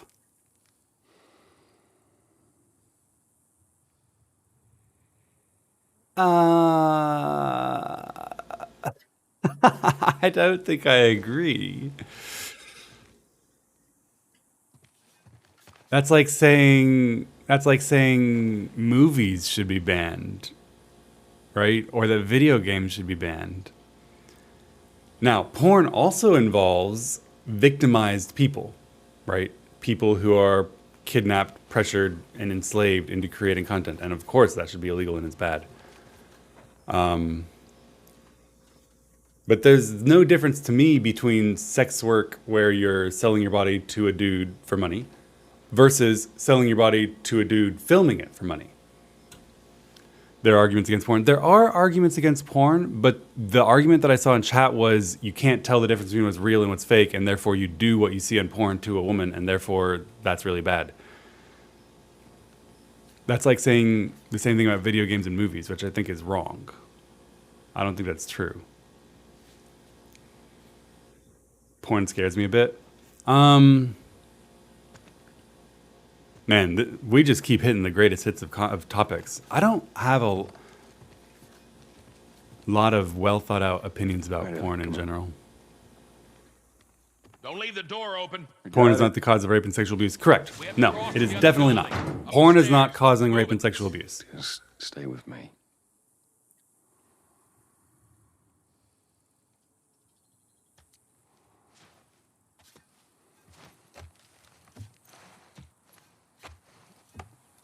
Euthanasia next? Okay, that one's easy.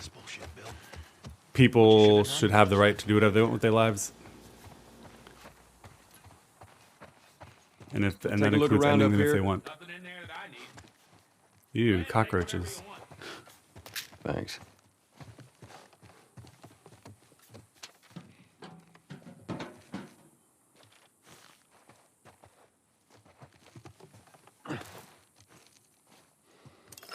Video games don't make you violent, movies don't make you violent, and porn does not make you violent. These are terrible excuses, both for the person that's potentially using it as a reason, and for the people using it as a reason to prohibit other people from doing things they enjoy that are fundamentally themselves harmless. That said, I personally am not a huge fan of porn. It's like cocaine, yeah? I don't do it. I know some people do. Doesn't mean I need to ban it. I don't agree with banning things just because you don't enjoy it.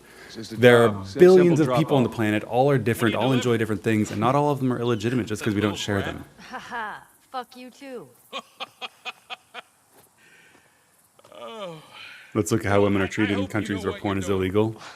Are you kidding me with this guy? I don't think porn should Where be are we illegal. going, Bill? But much like any other form of sex work, porn is a kind of sex work that does have in its periphery You know how to dangers involved with exploitation and like I enslavement. said, what I need's on the other side of town. And those things should be That regulated. side I don't ever go to because it's filled with infected. So we're gonna need more guns. There's studies on parallel developments between expectations and things portrayed in porn. That I think is true, right? There are certain things that 20 years ago were shocking and risque displayed in porn that have become more commonplace due to it being widely viewed and accepted as the sexual norm, right? Genital hairlessness is a trend, I think, that the studies suggest is largely caused by porn. You see people having sex, having depilated, having shaved, you're like, oh, this must be the norm. You do it too. I think that some sexual practices have become significantly more common after it being widely viewed in porn. Right?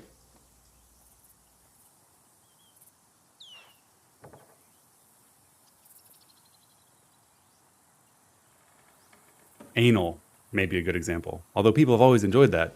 Some people, I think the expectation has increased that people are willing to do it when maybe they aren't, because of how widespread it is in porn. I think that's true, right? I think there is a real perception that something is more widely enjoyed than it is because it's widely portrayed in porn. I'd rather vices be regulated than banned. Me too.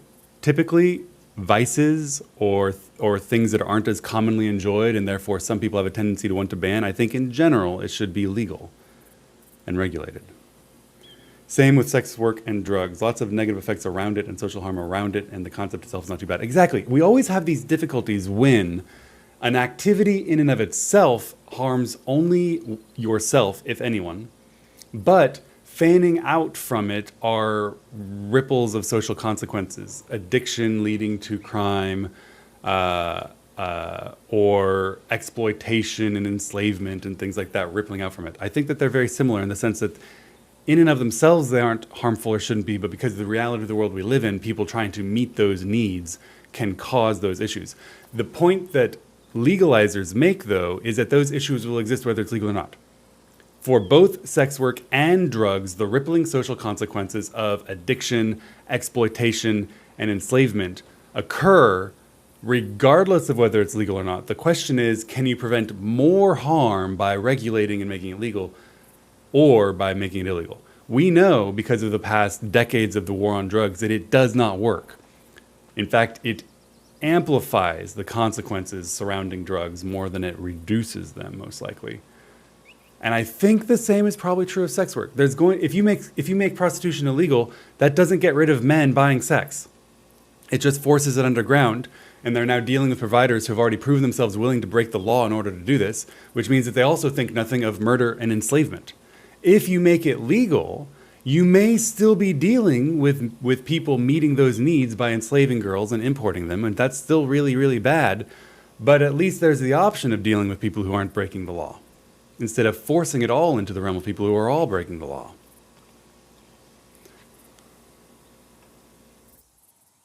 If movies are to believe men don't have body hair, the same is true of women, right? There's like a perception among modern people, especially maybe even men, that there's this expectation that a woman won't have any hair anywhere on her body underneath her eyebrows. You know? Like, I remember reading that specific thing. There was an article about a dude who had put on his Tinder profile that you can't match with me if you have any hair underneath your eyebrows. And while I think that is a perception of women that is proliferated by pornography to a certain extent. You know? There's a definite trend of an increase of hairlessness in general. Now, I think it's completely fine if you aesthetically prefer that your body be hairless or that your partner's body be hairless. That's completely okay. Nobody likes hair stuck between their teeth. And if you're not at risk of getting hair stuck between your teeth, then you're treating your partner wrong. And I think that it's legitimate and fine to prefer your partner shaven so that process may be more enjoyable for everyone.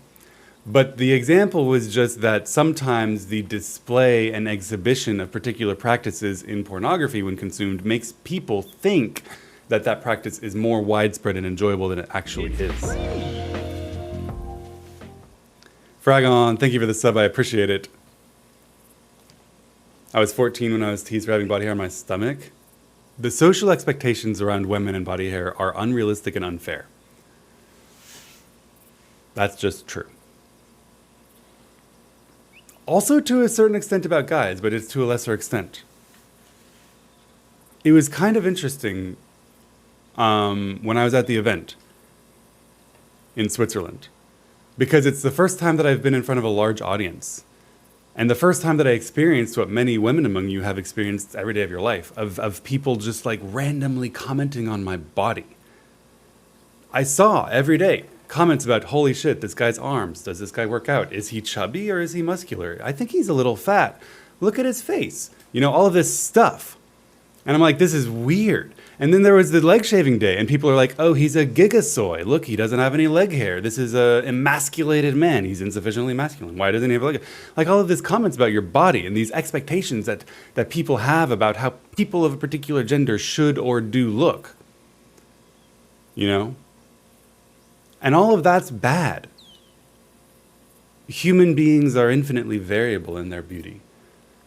Human beings grow hair to greater or lesser extents in places we all know about. It doesn't make it unattractive. The idea that we have to customize our bodies to meet the expectations imposed upon us by others is horrific.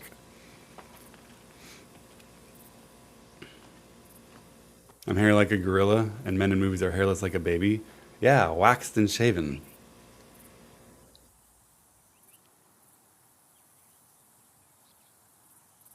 And we're freezing. Yeah. But like to me, there's a difference between your personal aesthetic sense and one imposed upon others. I think it's completely fine to talk to your partner about, hey, these are what I personally find attractive and enjoyable. If you're inclined to indulge me in them, that's fine. An open, easy conversation without pressure is fine. Oh well. People are commenting on Roger's weight. Yes, people constantly commenting on, oh, he gained weight. Oh, he lost weight. Oh, he's jacked. Oh, his arms are big. Like all of these comments on people's bodies and appearances instead of the things that we're saying. It's like Joey and Friends. It's like Joey and Friends. When the outside is this pretty, no one cares what's inside.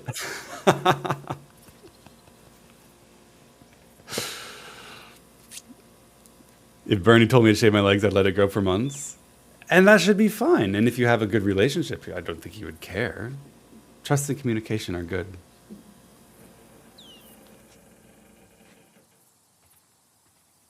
Don't play part 2? I might play part 2. You look like an uncle in the 1950s. Whatever that means. Stalling? I'm stalling because we're having a really interesting conversation.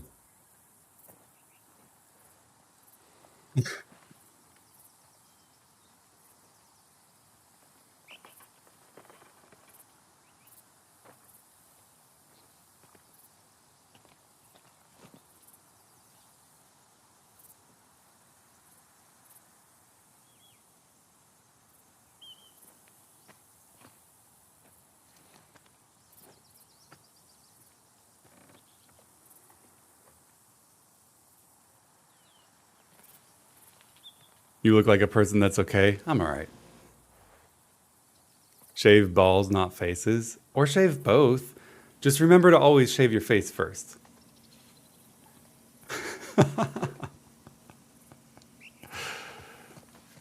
Also reminds me of a Friends episode where Chandler and Joey are arguing about sharing a toothbrush, and Joey's like, "We share soap. How is that worse?"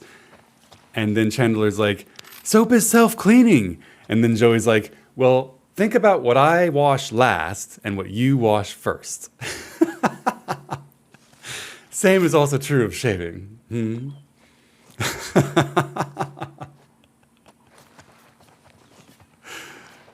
I always shave face before balls.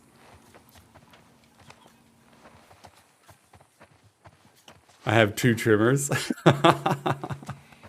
It doesn't matter if you got clean balls, right?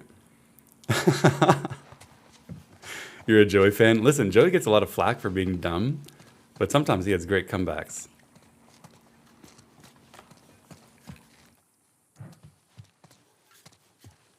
You don't want to know how bad the story is? My dear friend, some people like different things. I happen to know that like millions of copies of the game sold and that many people really enjoyed it. So just because you think The Last of Us story is terrible doesn't mean everyone does. And that fact alone should induce you to shut the heck up about trying to force people to agree with you about the fact you find it terrible, and certainly shut the heck up about trying to influence people's opinions who haven't even looked at it yet. Why would you try to color someone's expectations about something that they haven't experienced yet?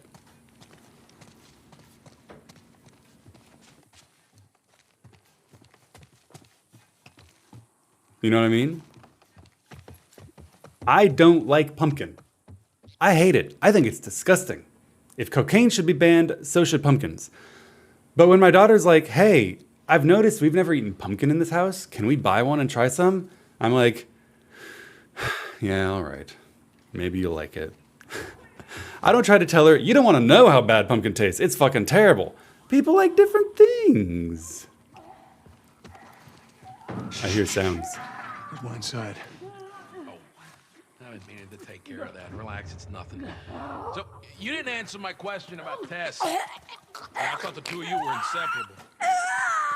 He's busy. Yeah, sure. Busy. Sounds like might be trouble in paradise. Gross. Yes. People like the story don't know what a good story is. Man, that is such an unbelievably close-minded view. I am the arbiter of all that is good in the world, and the only things that are good are the things that I like, and anyone who likes things that I don't like is objectively wrong. That is such an unbelievably close-minded view of the world. That's the kind of view that leads to people banning completely normal, fine things.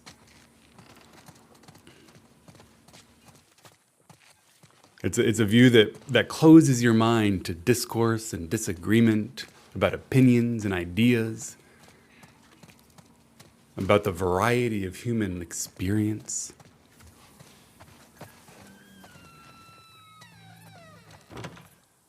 So, why don't you fix one of these cars? Oh my God, you're a genius. mean, the whole time, why on earth hadn't I thought about fixing one of these cars? Okay, don't be a dick. Their tires are rotted and their batteries are dead. Are you done? Can't even begin to think what the inside of the engine blocks look like. Only ones making new car batteries are the military. God damn it. Whoa! Talking to Katie and then bad stuff starts happening. Lock and load. Alright. I'm a terrible shot.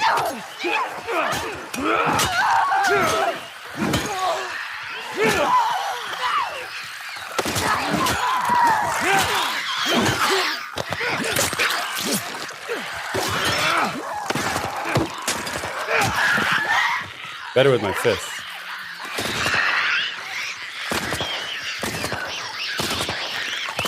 This guy's a terrible shot. Oh shit, I'm dead. He just bit me to death. All right, I'm gonna focus up.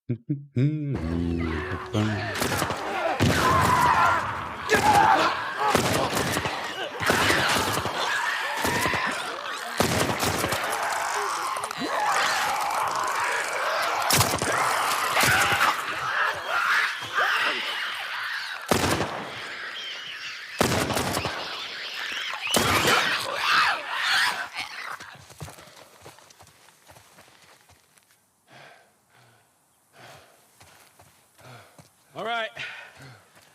You gotta check the barricades again. You neglect the simple shit, and now you're paying for it. You know what that means? Taking all the supplies from the warehouse. and Okay, plugging into the well now east he's face. talking to himself. Then it'll take Bill? you, Joel, this way. I'm gonna loot first. And up we go. I missed a lot of chat because gameplay was actually fairly compelling there for a moment. Y'all got any of that loot? Disappointing lack of bricks. I think I have a brick. There's my brick. We just haven't been using it.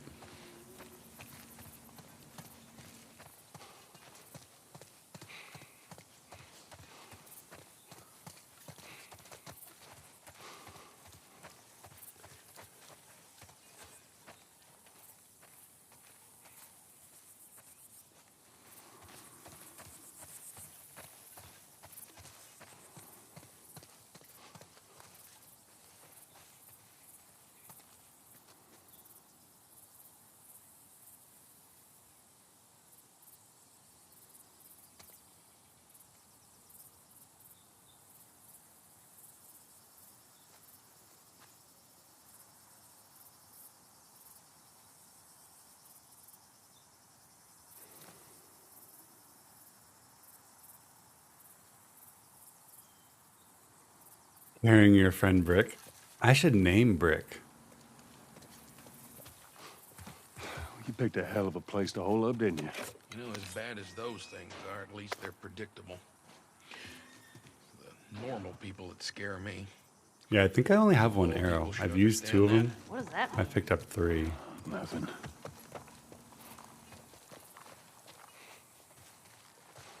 Girl, you are in the way. You sure that gate's gonna hold him? Well, I locked it. They don't have a key.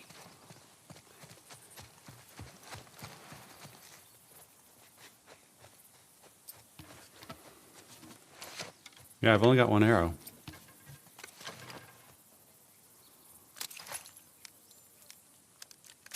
I think it's time to swap guns.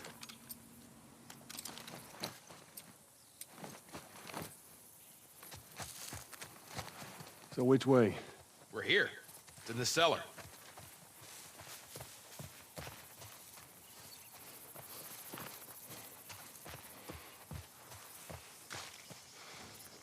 Pickle Brick. Brick Dick. Down here. Dicks come on all kinds of shapes and sizes. They're like boobs that way. Well, here we are. Brick don't Dick touch sounds anything. too thick. And you close the door? Dick the brick? That sounds painful. I know sometimes guys get desperate for any kind of a Gear hole, up. but can you imagine? That sounds that sounds I painful. need a gun. No, you don't. Joel, I can handle myself. No. See, I disagree with Joel on this. Stay here. By this point, I would have in fact given my daughter a gun and made sure she Wait knew how to around use it. for you two to get me If you live in killed. a zombie Well, apocalypse, goes I don't on care record if you're a as the worst 15-year-old fucking job girl. you've ever taken. You're safer with a gun than without it. It's up there. How in the hell is Tess okay with this suicide mission? Actually, her idea. Really? Well, the broad's not as smart as I thought she was. But, fuck her. Seriously, you gotta take that kid back to where you found her. I can't just take her back. Then send her packing, let her find her own way. Look, let me That's tell you cold. a story. Once upon a time, I had somebody that I cared about. A partner. Somebody I had to look after.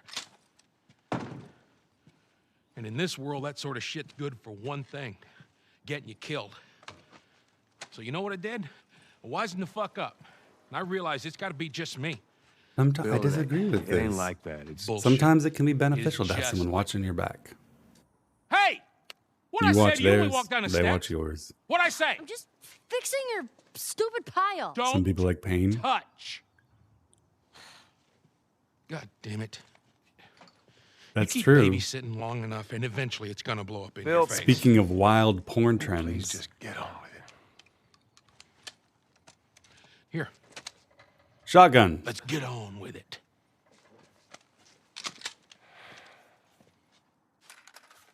Not a gamer. I have to Google Sussy and Giga Chad.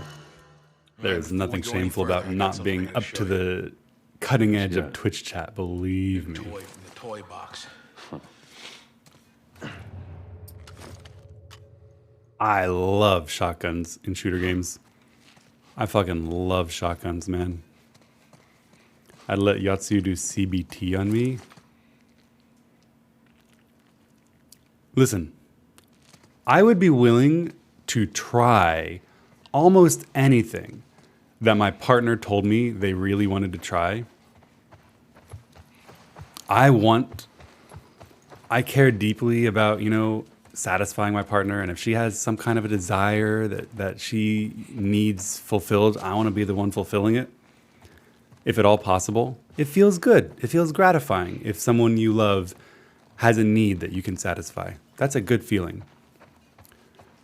There are some things that are off limits. I already know, without having to try it, that CBT ain't for me. If that's a need you have, let's find you someone else who can satisfy it.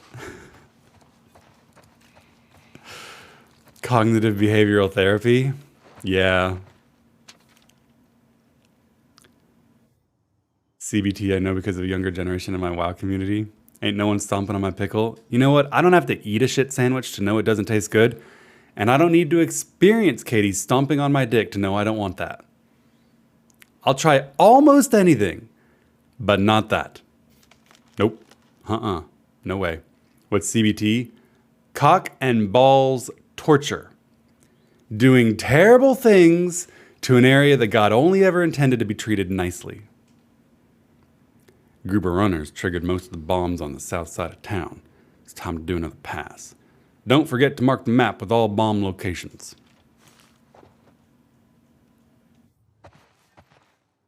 Didn't know it was a thing? And wasn't your life better before you did? Again, some guys enjoy it, right? Obviously, some guys enjoy it. Or some guys enjoy getting paid to pretend they enjoy it for the sake of porn. Also a thing. There is such a thing as masochism and enjoying pain. In fact, there's some that I enjoy as well. A little bit of light biting. Top tier. Scratch marks. Omega Pog. Stomping on my dick? No. Nuh-uh. No, thank you. Not today.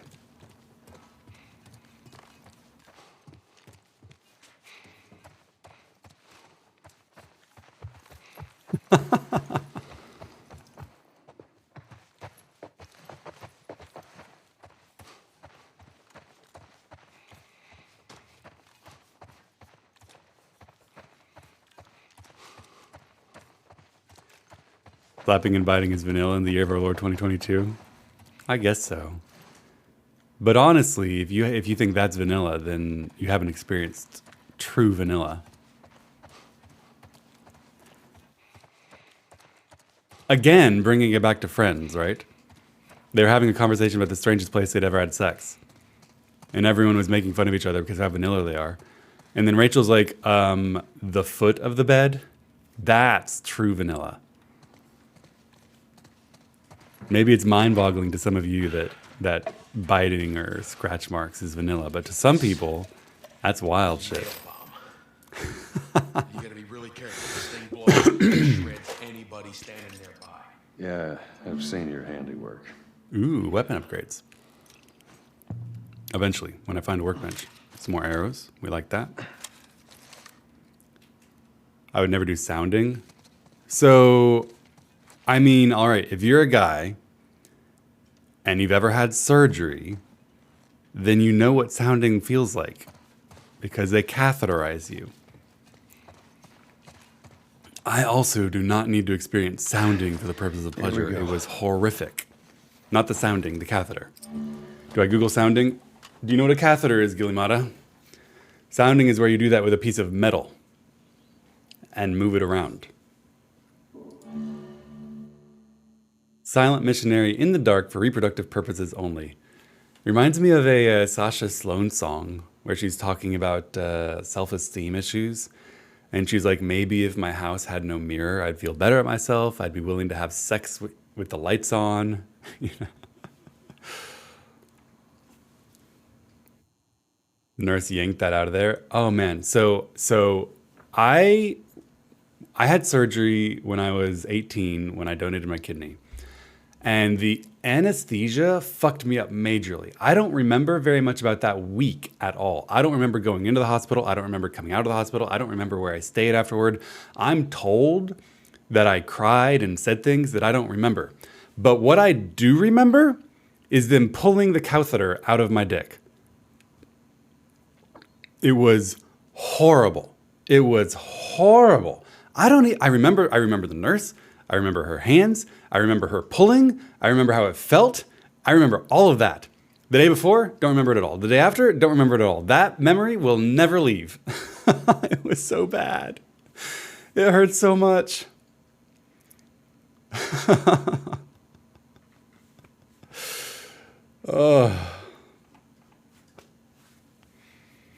Worst pain I've experienced? That is not the worst pain I've experienced. It was bad, but it was not the worst pain I've experienced. They just yanked. Yeah, it was like she was embarrassed to have her hand on my dick and wanted it over as fast as possible. She yanked it out. It felt like she was pulling barbed wire through my dick. It was terrible. I would not have minded. Listen, I wasn't into her. She was like 50 years old, but I would not have minded if she had taken her time and taken it a little more slowly. What's the worst pain you've experienced? I have elevated uric acid because people with one kidney typically do. And what uric acid does is it creates teeny tiny little crystals around your joints, which when they break off and go into the joint is called gout. That is the worst pain I have ever experienced in my entire life by a lot. Agony. Unable to think. When I went to the hospital because I was having a severe gout attack, I couldn't walk. I went to the hospital. My blood pressure was catastrophically high. They admitted me to the hospital because I was in a hypertensive crisis caused exclusively by the pain. Right? It was just like pain-induced hypertension. It was awful.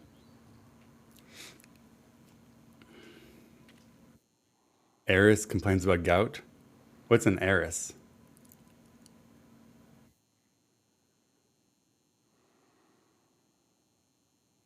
I'd get a boner and make things awkward. With a catheter? No, you wouldn't. No, you wouldn't. There are guys, who are like worried that when they go in for a checkup and they're like, feeling things to make sure they're healthy, that they're worried they'll get a boner and make things awkward. And presumably the nurse or doctor, female doctor doing this is not going to be fussed about involuntary erections in that situation. But when you have a tube in your dick, you're not getting a boner. Or at least I'm not. If you are, you should consider sounding. Maybe you would enjoy it.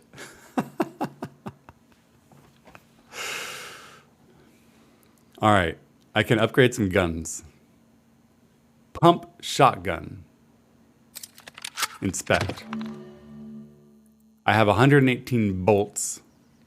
I can reload faster. I like that.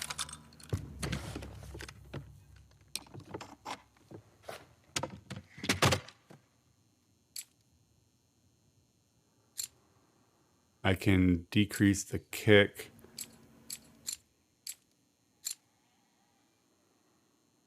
Do I want to do that? Yeah.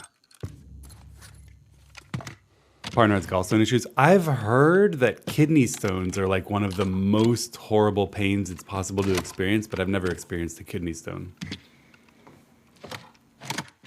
I've heard that childbirth is one of the most horrible pains you can experience, but thank God I'll never have to worry about that one. My mom just had a kidney stone. Yeah, I've heard that kidney stones are terrible. Yeah, Katie's mom had a kidney stone and she was apparently in terrible pain.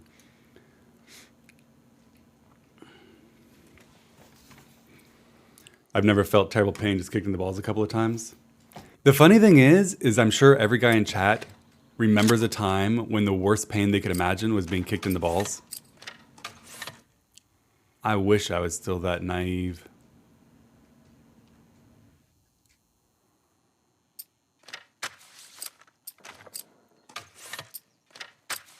I don't like the bow. I can improve my rifle. I can have a second long gun. An additional weapon cross-lock to quick draw a second short gun. I think I want to do that. 2 short guns is a lot more shooting doing. That's expensive, but it means I've got 2 pistols that I can use without swapping between them. The worst pain you can feel aren't physical, but we're talking right now about physical pain. Yes, emotional pain is also bad. Heartbreak sucks, but we're talking about physical pain, and the worst physical pain, probably kidney stones. It's definitely not being kicked in the balls. Being kicked in the balls sucks. You feel nauseous and sick. You can't walk for a while. It hurts for a long time. But gout's worse than that. Kidney stone's worse than that. Childbirth is worse than that. Probably. I guess no one's ever experienced both childbirth and being kicked in the balls. Worst pain was removing my wisdom teeth. I had my wisdom teeth removed. I'd call that 3rd or 4th for me. I had my wisdom teeth removed with a local anesthetic instead of anesthesia, which I don't recommend because it was horrible. I could feel them cutting the teeth out of my face, and like my whole body started shaking with a fight or flight adrenaline response. It was bad, but nowhere near as bad as like gout. Nowhere near as bad.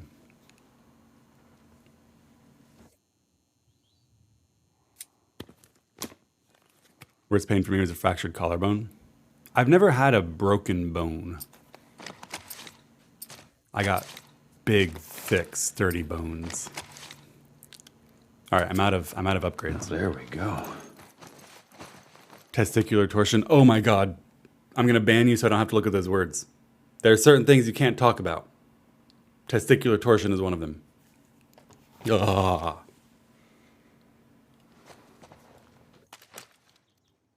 Fall off a horse? No, I'm good. Any control knowers know how I quick draw my second pistol?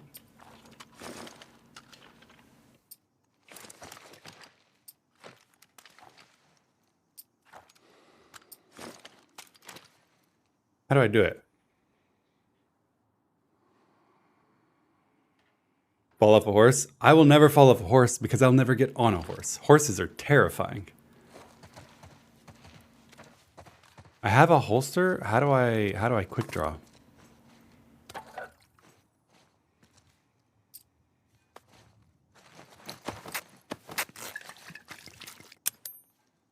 Why am I being laughed at? Horses are scary.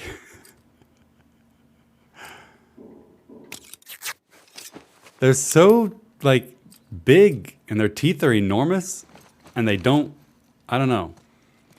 I'm a big guy and I'm worried that a horse, if I climbed on top of its back, would be like, nah, fuck this fat dude, and just buck me off, and I would die. That is quick draw. Yeah, I have 2 holsters, right? I can draw my weapon, but then say I use all 6 of these bullets and I don't want to reload. I got another holster. Hey, it's right there. You can see it. How do I draw it next? Oh, I just did it. And then it goes to the rifle, which I don't like. And then it goes back to that handgun. As a horse girl, he's not wrong. They are scary. Yeah, Katie's also a horse girl. She broke her fucking collarbone. Her horse, whom she loves, you know, with all her heart, knocked her off and broke her fucking collarbone. She was months healing. Even loving these animals, they're scary animals.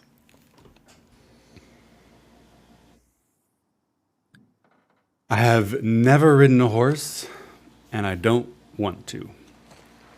I have ridden an elephant. And a camel. But I feel like riding an elephant's more comfortable. They're more my size. Better knocked off than knocked up. Some people want to get pregnant. Lots of people's like babies. Holy fuck, a nail bomb.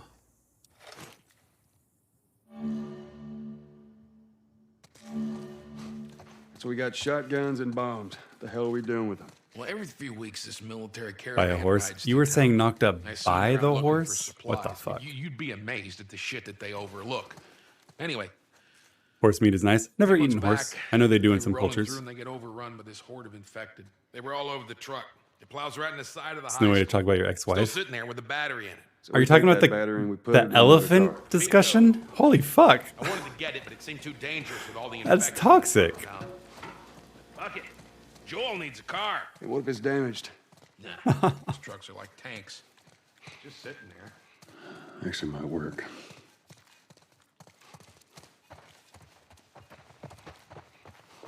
When I was a little kid, like 8 or 9-year-old, the school went on a field trip to a zoo, and I rode an elephant at the Nice zoo. place you got here. Well, if you got anything to confess, this would be the place to do it. All right. Time to sack up. Sack up. I know someone who has a pregnancy fetish.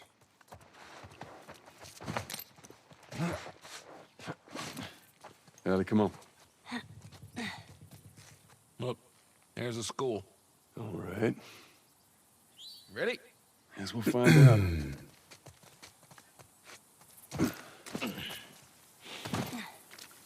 If you hadn't prefaced that with you have a kid at a time, you would have responded, you keep your ex in a zoo. Too soon. It is a little too soon. Come on, guys.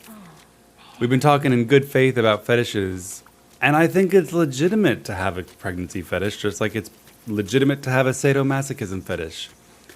Obviously, in all situations, regardless of fetish, it is never all right to abuse or assault someone or do something without consent.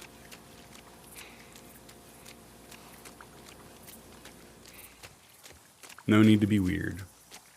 It's common. Pregnancy fetishes? I mean, yeah, it is. Yeah, come on. You don't. It's need not to be surprising either. Millions of years of evolution driving us to desire children and reproduction. There's something sexy about, you know, Let's get a move on. someone wanting to have babies with you. Past this gate, it's all new territory to me. My horse didn't maliciously throw me off. He got too excited. That's even worse. You're trying to comfort me about horses not being scary because he didn't want to kill you or break your collarbone. He just got too excited. But the fact that the animal is so powerful that just being frisky can seriously injure you does not make it safer or better. Pregnancy fetish is one that makes sense. Yeah. Yeah. And it's true. I mean, I don't have like a pregnancy fetish, but pregnant women are beautiful. It's true.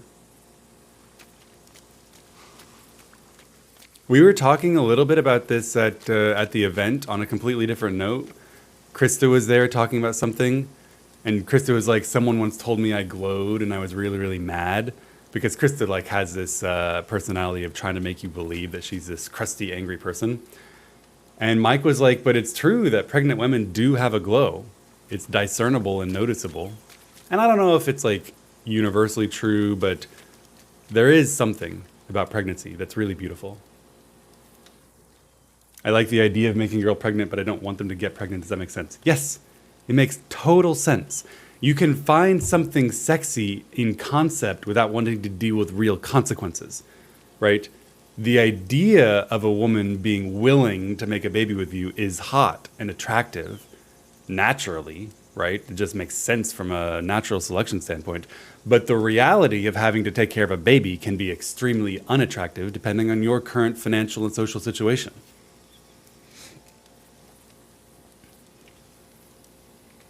I look like a beached whale when I'm pregnant. I wouldn't be surprised, though, that if we talked to Bernie, he'd be like, she was really beautiful when she was pregnant. I see pregnant women as fatigued more than having a glow. Right. It's obviously almost borderline sexist to be like, pregnant women have a glow or something. But sometimes it's somewhat true, right? That there's a quality of, there's even like biological explanations for it, right? Increased blood volumes, expanded capillaries, right?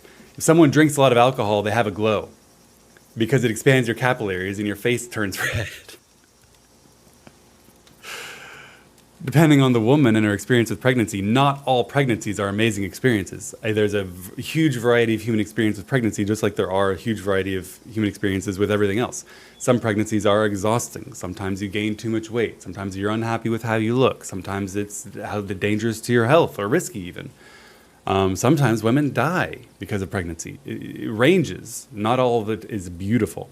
But it's very common for men to think that a pregnant woman is lovely. There's something lovely about the idea of, your partner with your child in her,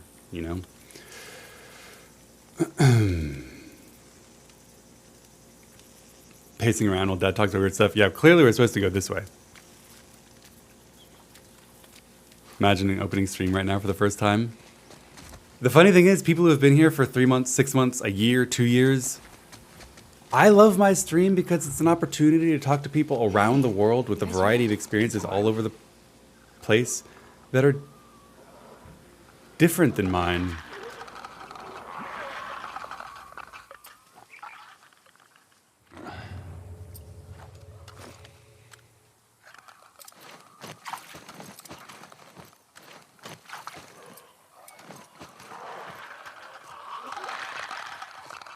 That's a lot of clickers. My ex hated everything about being pregnant, peeing, being bigger, discomfort, morning sickness, but she liked being pregnant or missed being pregnant. I've heard that too.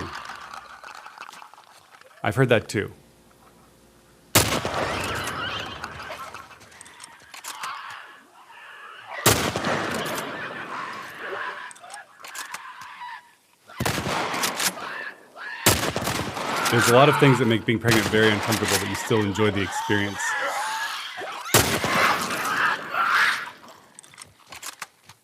Of knowing that you're having a baby.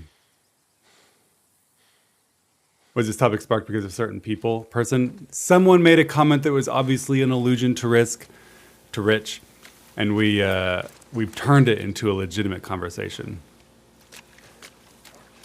As with all fetishes, it is never acceptable to inflict your desires on someone against their will and without their consent. There's nothing inherently wrong with having a pregnancy fetish or finding a pregnant woman attractive or liking the idea of making someone pregnant, even though maybe not the reality. These are all natural, normal things. There's nothing shameful about it. But assaulting someone or doing anything without their consent is, of course, terrible. And surely that's enough said about the topic, right? Like, obviously that covers everything.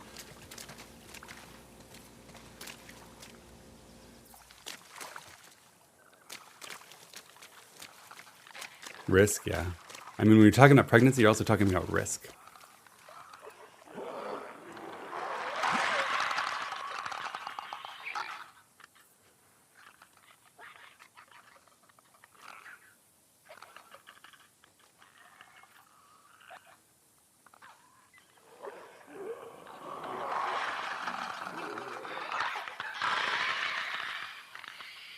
Check Discord, Katie. I think you have a typo and I don't know what your sentence means.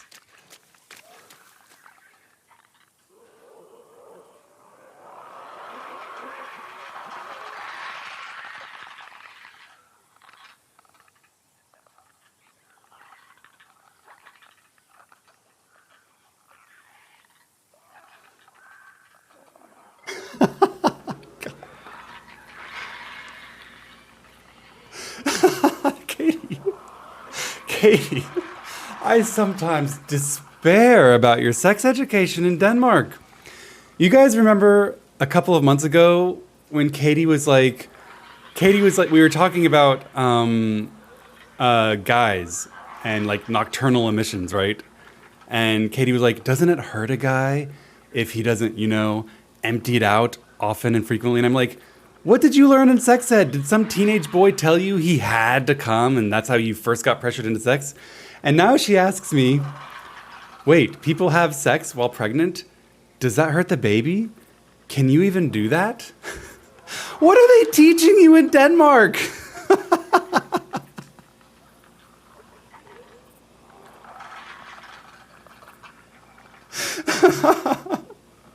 I hope you're not offended by me laughing, but it's just so cute. No dick is so long that it's like gonna hurt the baby up in your uterus. People frequently have sex while pregnant. It does not hurt the baby at all. Some positions can be uncomfortable for a woman, right? If you've got a large protruding stomach, you might want to avoid missionary sex, perhaps some other kind of position that doesn't involve pressure for your baby. But,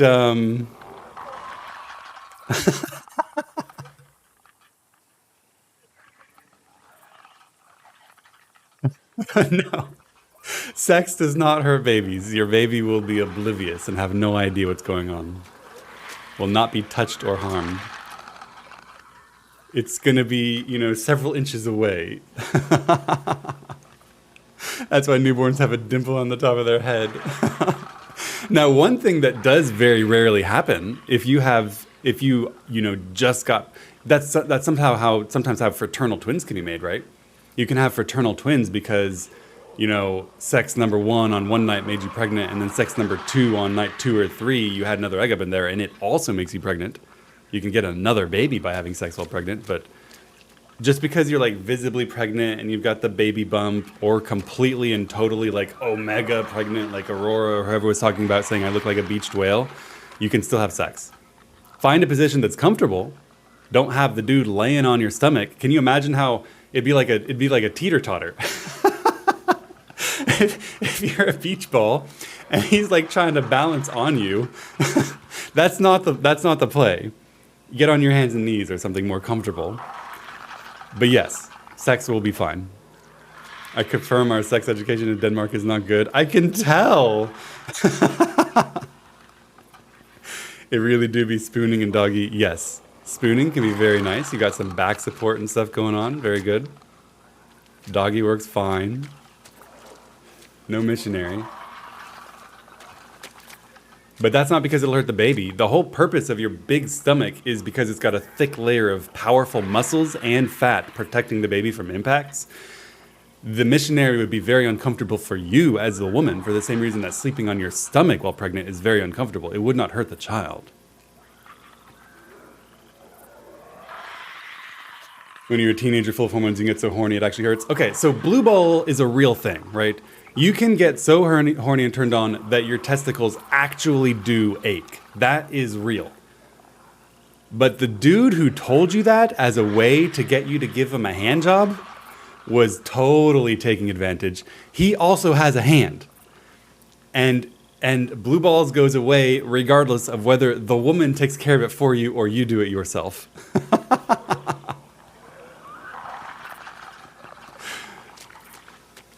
Scammed. Yeah, Katie got scammed when she was 16.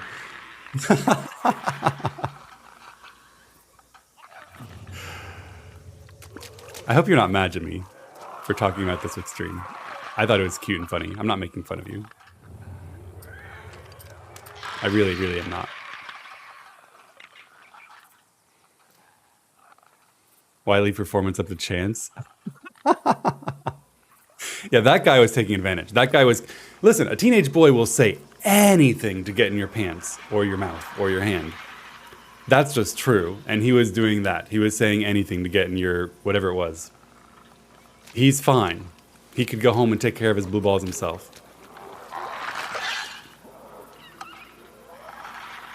I almost pulled the trigger right as he moved.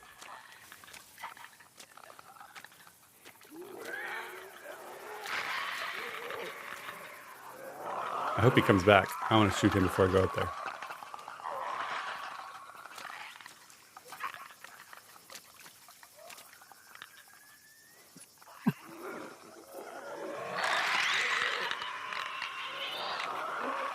Hold still. I want to shoot you in the head. I just pulled the switch gun weapon button instead of the trigger weapon button. I really suck with controllers.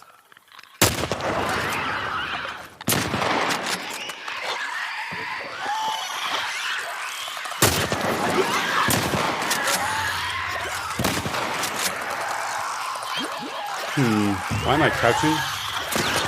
Give me a gun.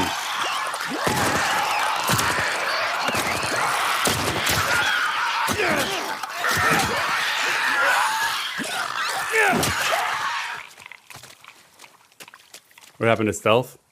Guns are more fun.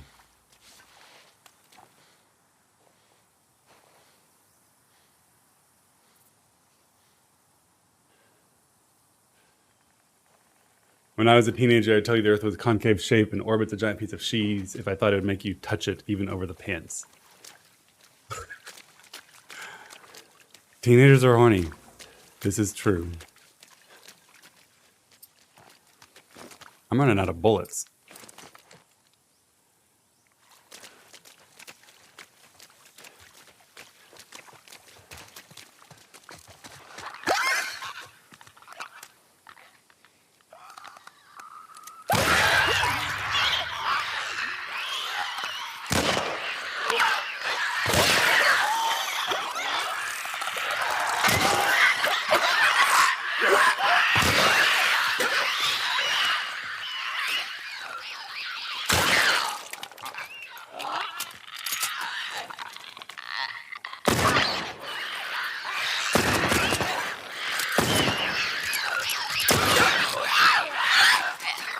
We're out of bullets.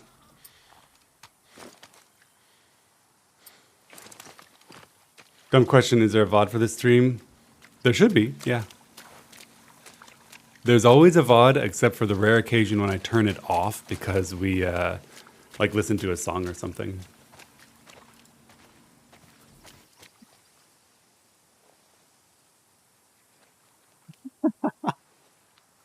I'm trying to play a serious zombie game and Katie's distracting the hell out of me.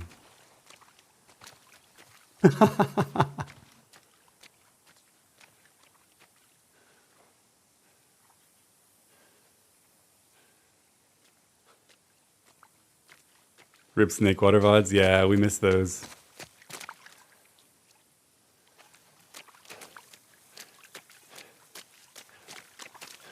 I did the same with my playthrough. We did stealth for a lot of this playthrough, but right now I'm super distracted by interesting conversations, and mostly we're kind of just blasting through this one without stealth. Also, I've got guns now, so, you know.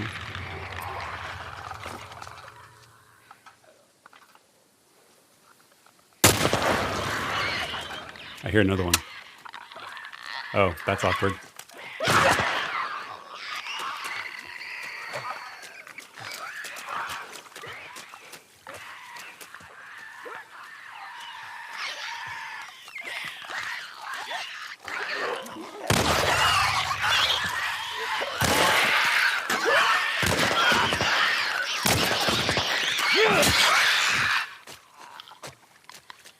I think that's it. Good job. Ain't that clear yet. They're not zombies, they're infected by a mushroom. Yeah, the fungal infection is super gross. It's so gross.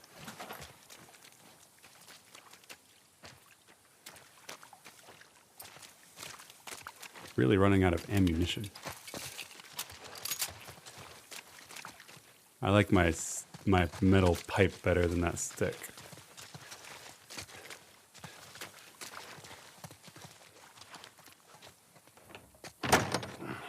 Locked. Hold up. I got a key for that gate. I suggest we move quietly.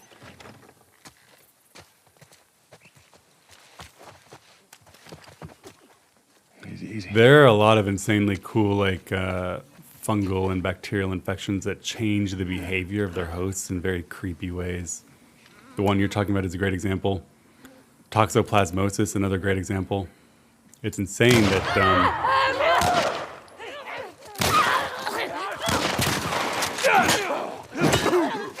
the idea of a fungus or bacteria that can change your brain's behavior in order to make you more likely to spread it are wild. Nothing about that is cool. It kind of is, right? They've done studies about toxoplasmosis. The toxoplasmosis life cycle rotates between both mice and cats. And the toxoplasmosis infection makes a mouse more reckless, increasing the likelihood that it gets eaten by a cat so it can go to the next stage of its life cycle. Isn't that wild? Imagine if, like, the flus and colds we experience have a similar effect on our actual behavior. It's crazy. How does that happen? These, like, unbelievably primitive single-celled organisms affecting brain chemistry. Biology is wild.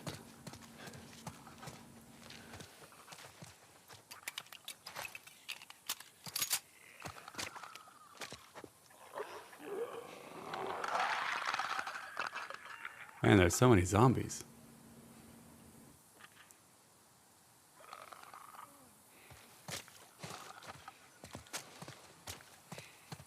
I'm running out of ammunition. It's time to start shivving.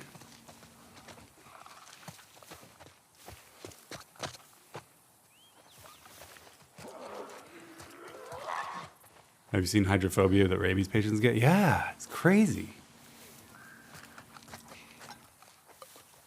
Toxoplasmosis might be responsible for why there's so many cat people.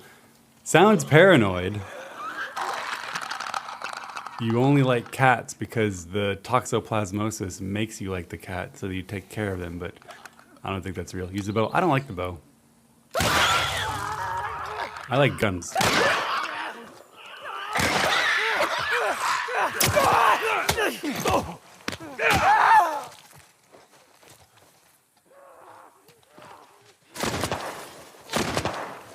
What are you even shooting at?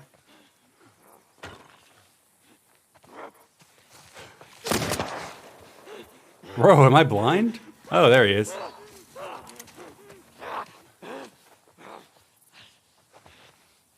Is he blind?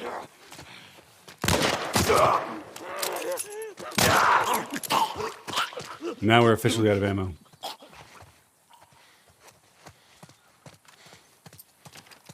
Oh, we got 4 of those. Well, you weren't kidding about this place, were you? There's so much to explore.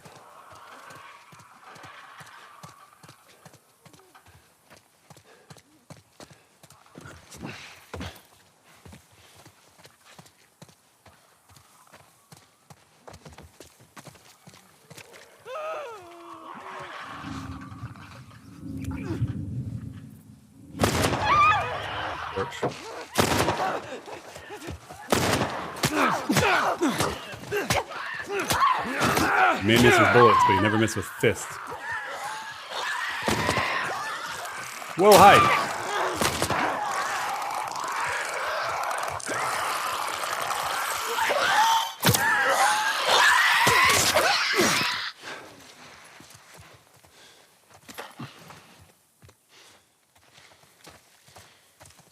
If you guys would give me a gun, I could help you kill some of these fuckers. Shut up. Shut up. I'm on her side. Give her a gun. Why not? Give her the bow. She said she's good with a bow. I don't get it. Is that she's too young? Why wouldn't you?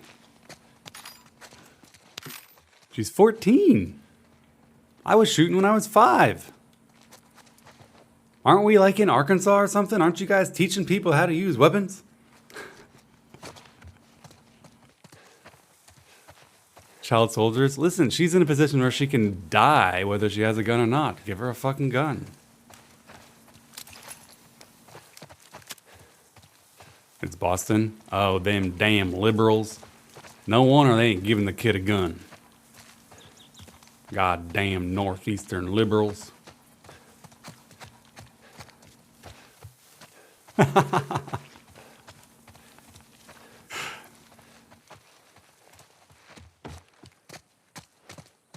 You guys know I don't like guns. I'd ban them if I could.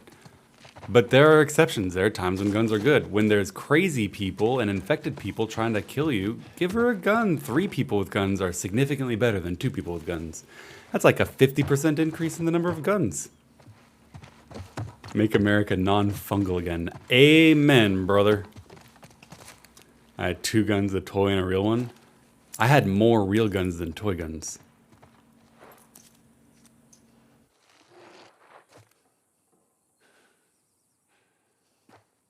I had more real guns than toy guns. Which way did I say that? I had more real guns than toy guns. My parents didn't believe in toy guns. What's even the point of a toy gun? You can't kill nothing with a toy. Here, son, use this.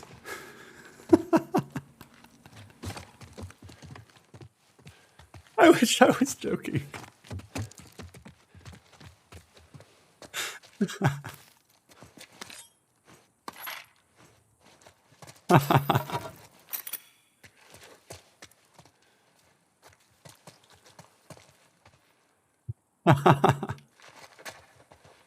Where did you grow up? I grew up in rural Missouri.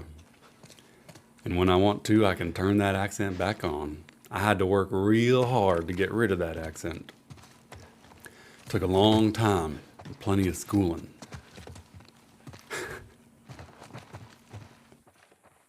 But unironically, I mean, I didn't like my parents. My parents were abusive, bad people, but they did teach me to use a gun when I was like 5. One of my earliest memories is shooting cans off the back, off the woodpile in the back.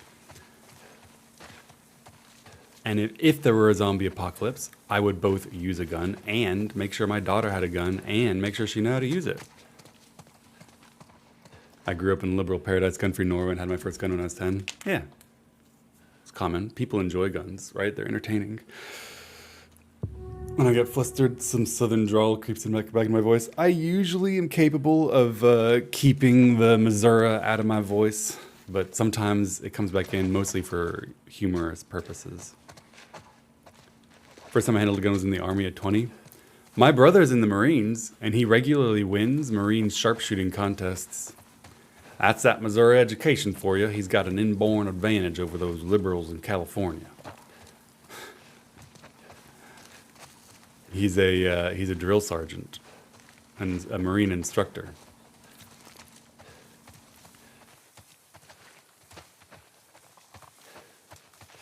I think I've explored everything. Didn't find very much loot.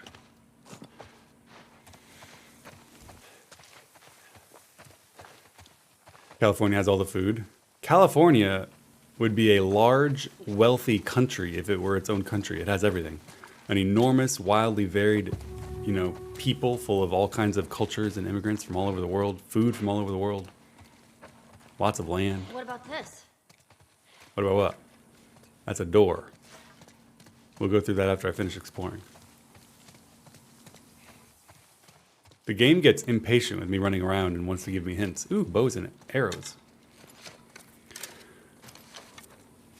It's unfortunate Southerners train themselves to not have those accents. Nothing hotter than a Georgia accent. I mean, my accent isn't even Southern, right? My grown-up Missouri accent is pure Ozark hick.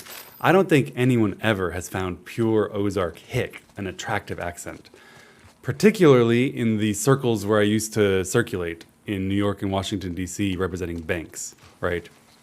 That kind of an accent gives you strange looks, and they tend not to trust you with their billions of dollars. So I trained myself out of that accent. We got rid of it. Swapped to a flavorless Midwestern accent. Try me. The what hick? Ozark. Ozark. The Ozarks are a mountainous and lake-filled region in central Missouri. Very beautiful. Also the meth capital of the world. Extraordinarily poor, for the most part, except for the lake houses from the wealthy people. Baseball bat. Nice. And it's a fairly distinctive accent of its own. It's not a southern accent. It's a country, rural, uneducated sounding accent. It's not necessarily uneducated. I have a very nice education. I don't know that anyone finds it attractive, though. I got rid of it. I let it out every now and then to play. Like when we're doing memes and stuff.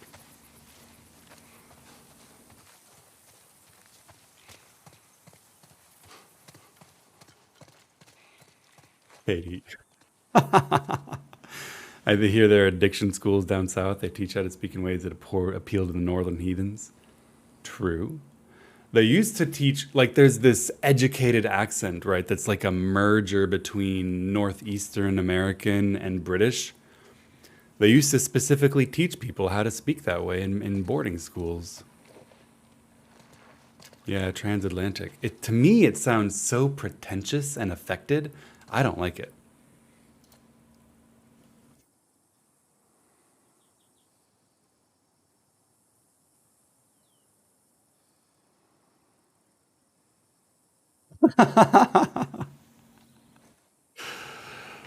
Damned Yankee liberals. Amen, brother. This way. It's tied on the other side. What about going through here? What, the doggy door?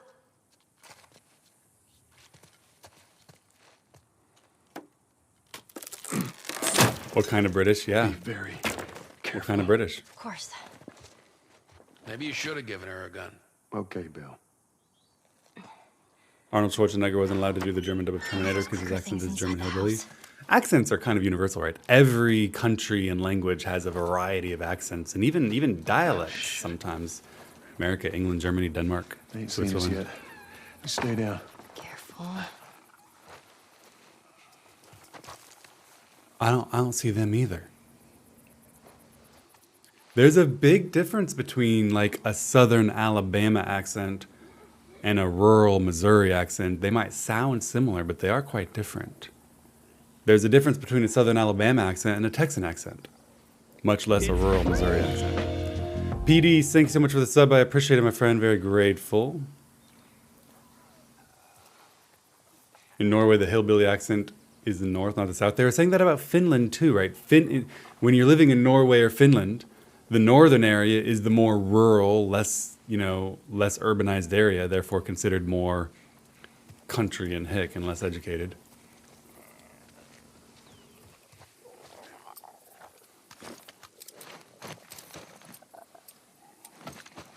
All right, let's try this bow and arrow.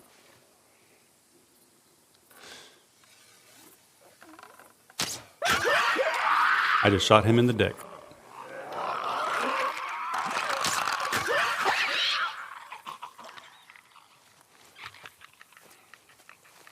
It's insane how much drop off this weapon has.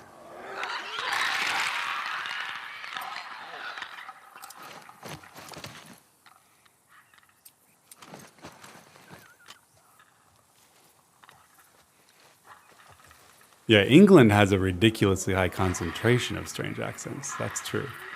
England has as many dialect and accent variations in its teeny tiny island as the United States has in its entire continent. It's time for the shotgun, my friends. Holy shit, look at that aim.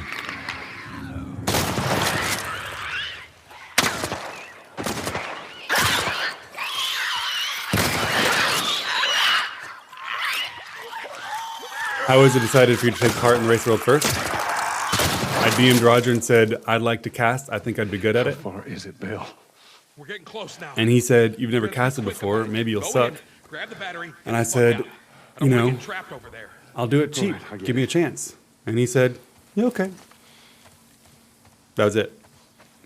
As with almost everything else in the world, most ways of gaining employment are through connections and networking.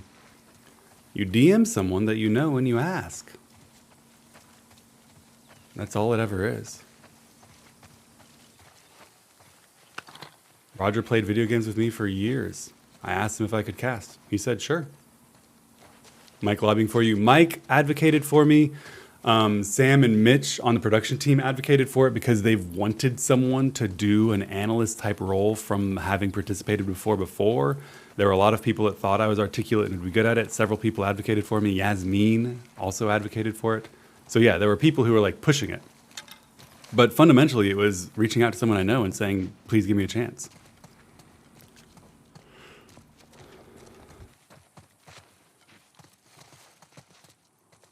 Don't talk shit about Helsinki slang. I don't know much about like accents in other countries except England. I do know that it's frustrating for someone trying to learn a new language that a place as small as Denmark can have an enormous difference in how people speak between Copenhagen and somewhere like further up in Jutland. That's frustrating. How can your language be so different in an area the size of Rhode Island? You were great at it. Thank you. I had a lot of fun. I think it went well. I will be back. The reception was universally positive. I tweeted out, so thank you for giving me this chance. And normally Twitter is a cesspool, but there were something like 130 responses to my tweet, every single one of them saying something positive. I was really touched by that, by the way. I was very moved. That's very rewarding. Thank you. Scripe and Roger know that it was taken well. The production team obviously loved it. So yeah, I'll be back. I'll keep doing it. What's this Roger clip? Is this something I should watch? Let's watch this.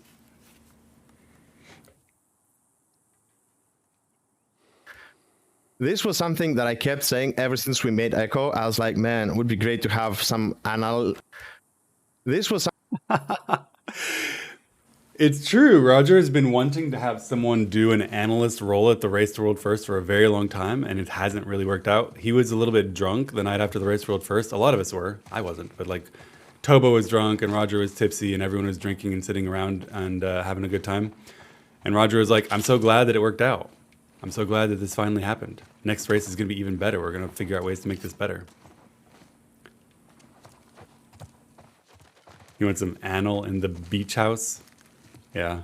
You guys all saw the button. Every time they put me on screen, they were calling up the anal PC and the anal cam. I enjoyed how easy you made it to understand. Thank you, I'm glad. I've always enjoyed, I've been trained and taught my entire life to speak well and clearly. My job was persuasion for a long time. I got paid vast sums of money to convince juries of stuff that I had to teach them what meant first. I like teaching, I like explaining things. I love video games, I love talking about video games. This is a passion of mine, so it's easy. It's enjoyable. No. Although I got some idea who might have come through here. School's on the other side of this house. Let's get inside. Come on, Ellie. There's a doghouse. I use Jeet's Time on the Desk as a podcast. That's so nice. I treated it as a podcast sometimes, right? I was going through logs trying to think of interesting things to show you that maybe you'd never thought of before with regard to raiding or high-end gameplay.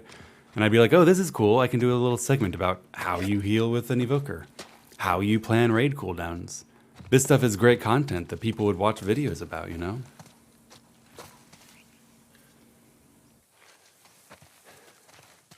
And it's true that healing is often under-talked about just because it's a kind of an opaque topic that's difficult to understand. Melee downtime. The melee downtime bit was so funny. I was proud of that one. I was really proud of that one. We watched Narco the boss get pulled away from Narco, and I was like, I wonder if I can show that in the logs. I looked at his melee downtime. There was an actual 4-second window where he wasn't meleeing. I was like, production, can you put a Madge face in this gap? And Mitch just fucking cracks up on the mic. He's like, oh my God, that's great. Of course I can. All right, we need to craft some medkits. I'm capped on medkits. Maybe we craft a Molotov cocktail instead. Echo production is amazing. Oh yeah, Sam and Mitch, really good at what they do. Yo, I'm gonna make my baseball bat spiky.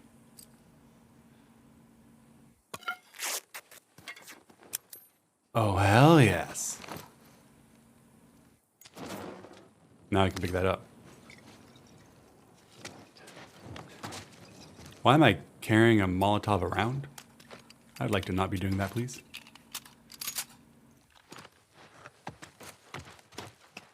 I'd end up having naps when I went to lay down on the couch and chill. So there was one time when we thought that they were going to be playing full screen gameplay and listening to comms. So I laid down on the couch and closed my eyes, and Mitch thought it'd be funny to flash to a screen of me on the couch. I saw a chat blow up laughing. Well, He's asleep, Lamau. things. Nobody's bitten, right? Nope. I'm good. We're all fine. Let's just keep going. I've already got a baseball bat, but I don't mind taking some arrows. Lucille. That's actually the season that I stopped watching Walking Dead. I really enjoyed Walking Dead for the first couple of seasons, but I felt like it fell off with the Negan season.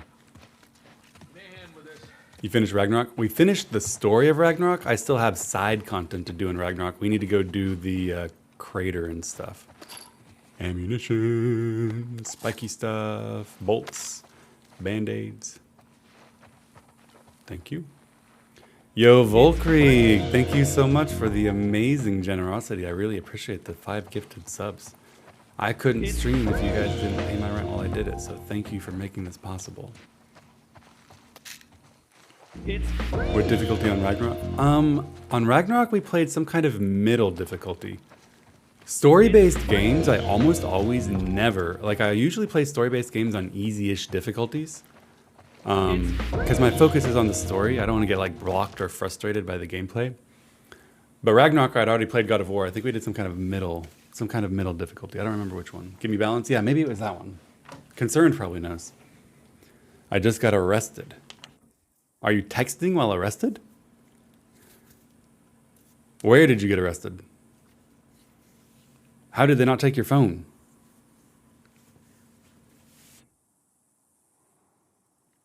Oh. Picked hard for Crisis Core, I'm regretting it.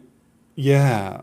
Like I learned from the Resident Evil games to always take the easy difficulty on those because I get so scared I play badly.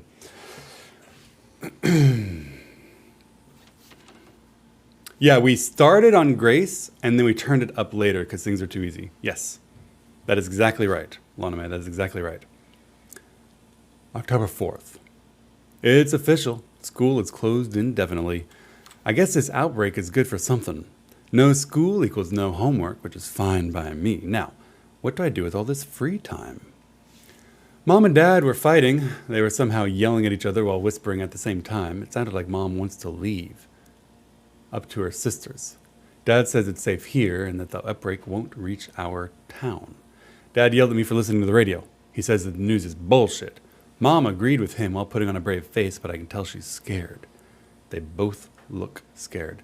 He let me go. I was handcuffed in the back of the car. They gave me a molesting a police apparatus charge for throwing a jar of mayonnaise at a driving cop car.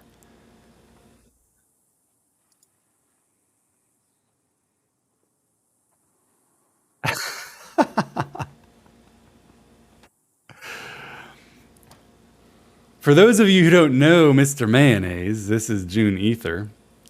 On December 24th, he said, "Hey there, Merry Christmas from Mr. Mayonnaise. I made mayonnaise soup in the crockpot today. 6 jars. Heard it's good with a little hot sauce." On November 29th, he said, "I fucking love mayonnaise." On November 23rd, he said, "I was just hospitalized for all the mayonnaise I've been eating. I did a record 9.5 jars, adding hot sauce and stuff to the jar with relish. I thought it gave you better skin, but my doctor told me to stop reading things on the internet and suggested I get beer. I do love mayo, though."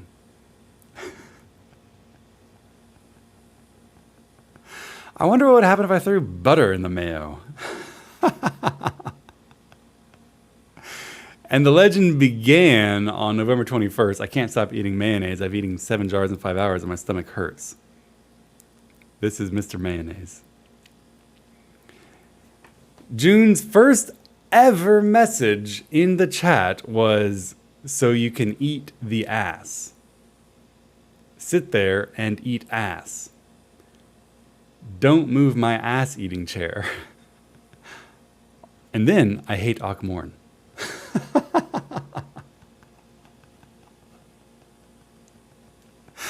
A legend. Maybe we mod him. Anyway, I'm sorry that you got arrested for throwing mayonnaise at a cop, but if you throw anything at a cop, you're likely to get arrested.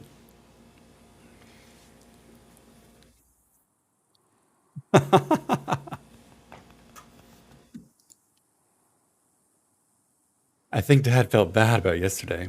Gadget was asleep in my bed and Dad didn't say anything about it. He came in, petted him side, and walked out. I've never seen him like this. Dad was consoling Mom last night. Aunt Karen is dead. That's what I think I heard. When we sat down for breakfast, everyone was all quiet as if nothing happened, and I played along. Wonder what your first message was? So I can't tell, Aurora. You can't go searching through your message history. You can just start at the bottom and scroll up.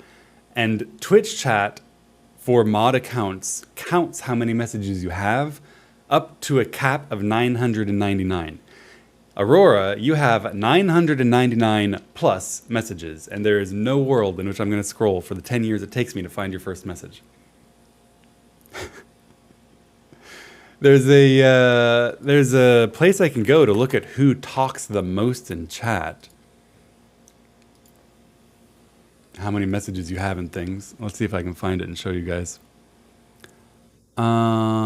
Is it under loyalty? Is it leaderboard? No. Is it chatbot?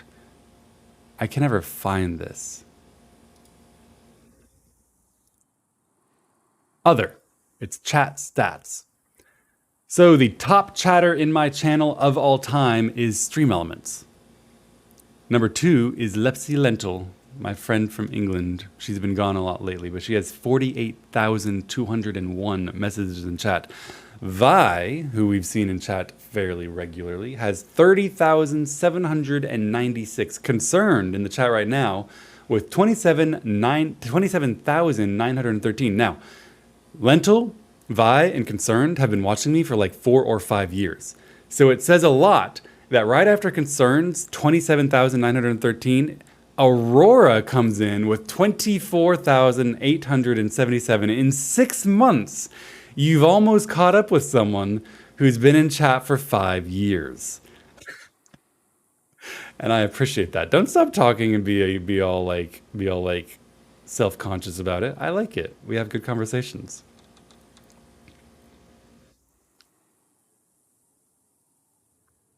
I thought I was spamming too much in this chat. Aurora talking more than anyone else in terms of messages per hour. Let's see. Nico, number 10, 23,000. Ellie, number 22, 11,000. Persea, 25, 10,000.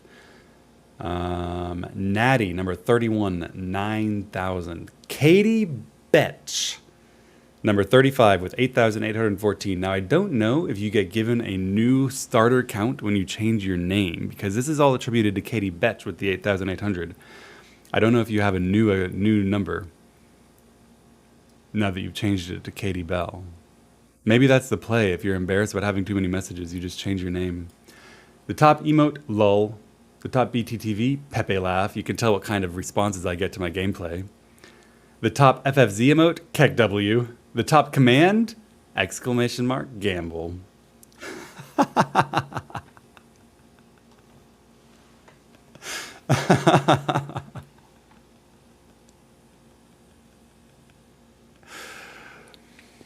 Officer Jones stopped by and chatted with Dad. More like whispered with Dad. Lots of that going around these days. Afterwards, Dad told us that we have to leave town. We have to go to a new home. The military is going to protect us, and I'm only allowed to bring one bag with me. Where we're going, there are no pets allowed. We drove to the edge of town with Gadget. I took off his collar and let him go. On the drive back, Dad kept talking about how he'll be fine. He's meant to be free in the wild.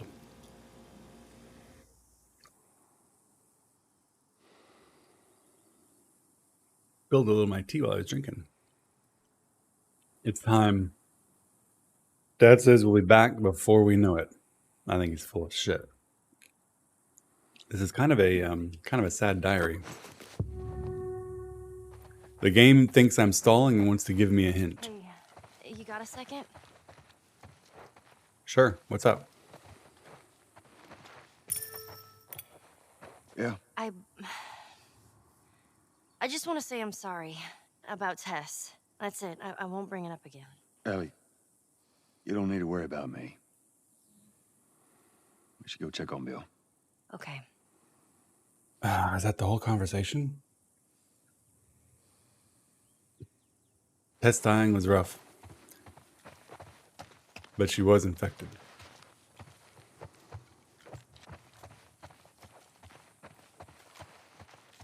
Why am I being pinged? We were talking about people who had spoken the most in chat. It used to be people would compete to be the most, but now Aurora is embarrassed that she's got so many.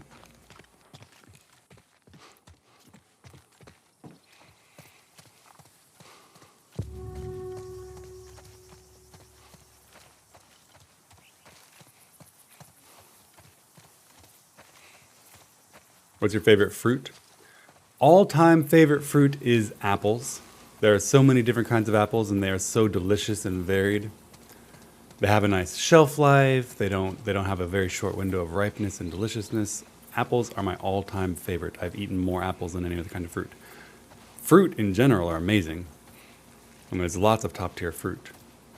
Apples may seem like a very pedestrian choice to you, but I give them the nod because they're just so reliable and so varied and interesting. Did you go to the race world first and cast freestyle, or did you rehearse stuff? I casted freestyle. I didn't feel any need to rehearse because I've spent a large portion of my life talking. I treated casting as my stream. I really did. And I've streamed for a long time. I just talked.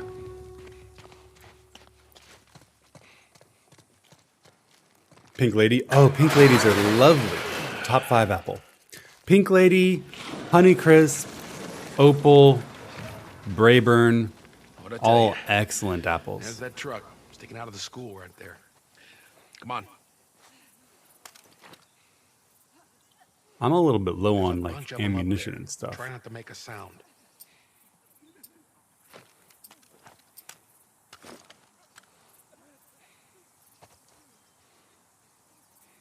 What would you rehearse? I mean, you can definitely learn things from casting. You can watch what other people do, practice your tone of voice, think about bits and segments that you want to do, things you want to talk about. I'm going to review my casting and like try to do better, think about things I can improve. You're a Granny Smith person? I prefer Yellow Delicious over Granny Smith. Granny Smith are good for baking. They're a very tart apple. Would you go to a Final Fantasy convention in 2023? I like the idea of going to one of the fan fests, but I would kind of only do it if like I don't know why I'm being coy about this. I would only really do it if Katie wanted to go and I bought us both a trip.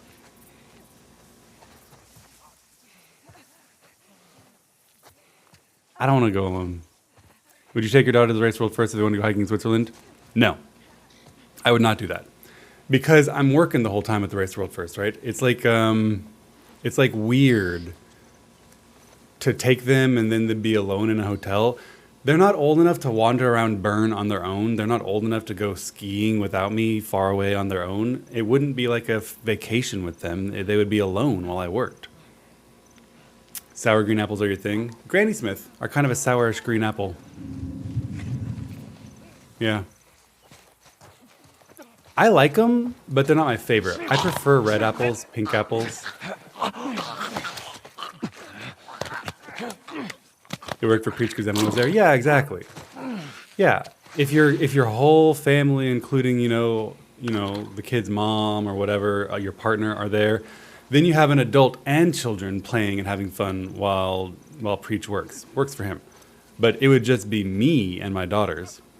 That wouldn't work. They'd be stuck in a hotel for 10 hours a day, really bored. Are you going to cosplay? I feel like I could cosplay Emmett. My hair is almost the right length. I would just need to dye it and like center part it, dye it black and white, get a robe. I feel like I could cosplay Emmett. Maybe in a few years my hair will be long enough to cosplay Xenos.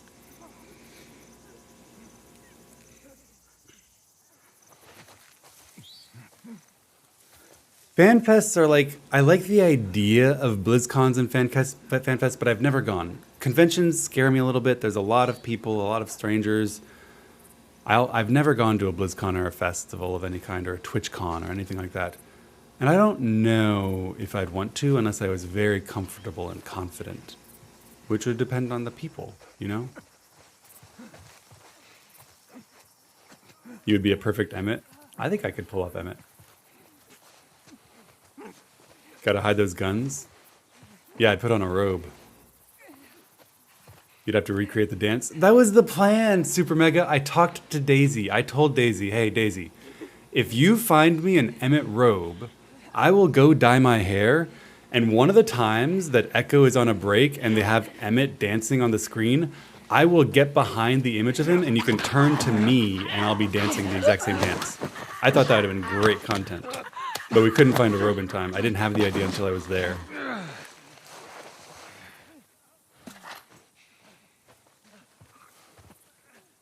Maybe next time. I didn't know that you guys had this bit of an Emmett dance because I've never watched the Race to World First. I've always participated in it. But before the next race, I'll find a robe and I'll learn the dance. I'll learn the dance. If I manage to get a ticket, FanFest would be my first, but I'm looking forward to meeting friends from Final Fantasy XIV. It would be cool to meet up with friends. The FanFests are huge. There's so many of them. Vegas, London, Japan. I know many people from my stream who are talking about going to one of them. I would enjoy it. It'd be great to meet friends, you know? Part of the reason the event was so great is because I had a wonderful time talking to and hanging out with Roger and Frago and Scrap and all of my friends. Same would be true of you guys going to FanFest.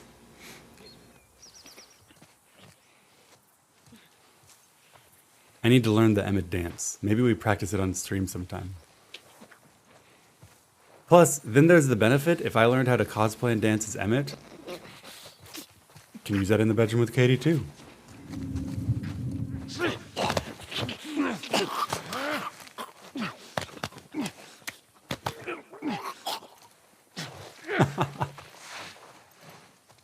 Sus? Nothing wrong with a little bit of role playing. When you happen to know that your partner finds particular characters from a video game extremely hot.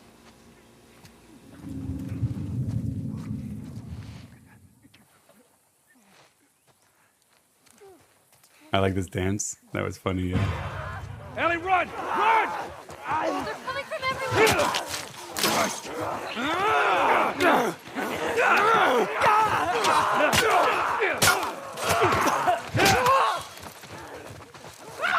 Oh, shit! Oh, I'm dead as fuck. That was so many of them. I turn around and there's 4. Wow. Would you participate in the media tour? My understanding, I don't know a lot about the media tour. I've never done a media tour. My understanding about the media tour is that it is an invite-only digital event, right? Square invites people to participate in a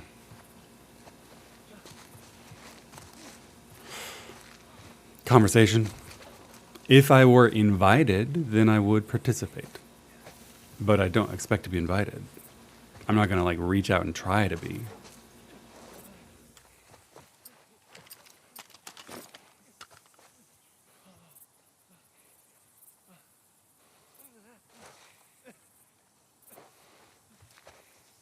Sounds like lawyer lies.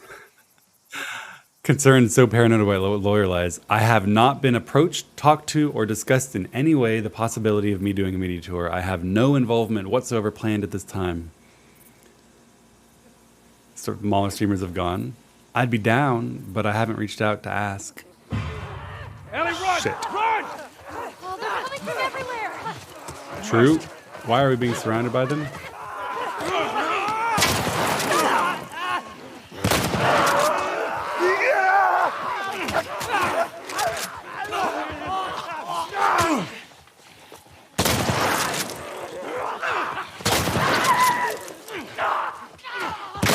God, I love shotguns.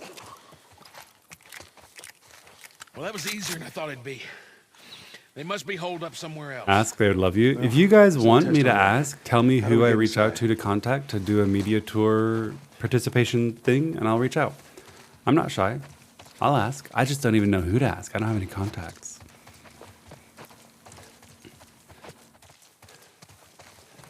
I'd be down.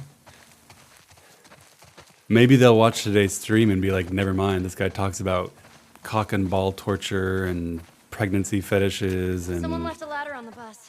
cocaine Give me a minute, I'll grab legalization. Maybe they don't want me.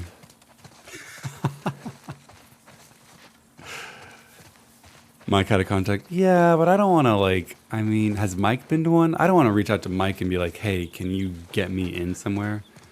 Mike's my friend. I don't want to use him for something that seems like my own career advancement. I'm down to just watch the media tour, you know? I don't have to participate. I'm down to watch.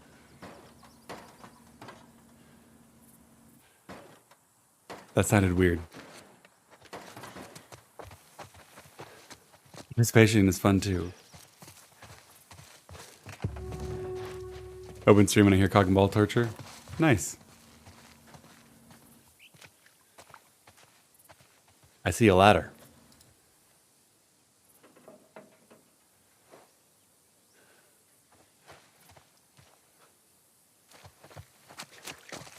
Yeah, Aurora, you're right. I need, like, if I were a better streamer, I would do stuff, right? I would cross promote my stream. I would do lots of tweets, etc., but I don't do any of that. I tweet once every 2 or 3 months. This is a safe space, no king shaming. Yeah, absolutely. The only thing we shame here is like closed-mindedness and abuse. I don't care how you have fun with your partner as long as you're both happy. Thanks, Bill.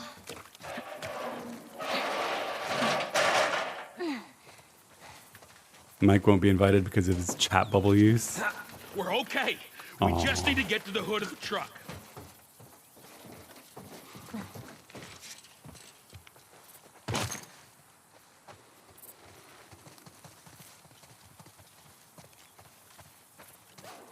Shit, you hear that? They're coming. Move it, kid. All right, we're gonna get in quick. We're gonna get the battery. We're gonna get the hell out of here. Oh, fuck! They're piling on this fence over here. It's not gonna God hold. damn it, they're locked! We have to get inside to get the battery! Come on, Bill! Windows open! Hurry! Yikes! This is not going well. No, I'm in.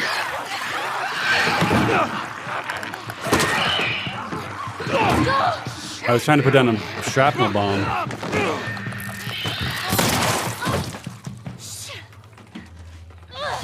To try and promote me. If I were like a bigger streamer, I would hire someone to manage my Twitter. Grab this. But I'm not. Please tell me you're done! It's empty. What? Fucking empty. Guys! Bill, where to? Bill, where? Anywhere but here. You ready to haul ass? Come on. B-World first and ultimate. That's not happening. We aren't even trying to get world first and ultimates. We're just having fun in Final Fantasy. Alright, we made it. How do I actually use this thing? Let's Oh, we'll sneak that's out the how. back. You two, follow me. I'll get us out of here. Be my guest.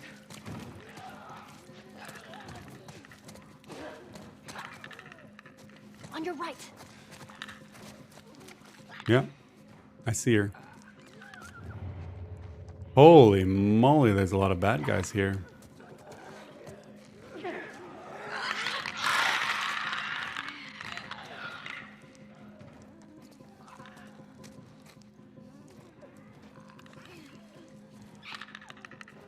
Just be a bigger streamer. I'm never going to be a huge streamer. I'm happy the way we are.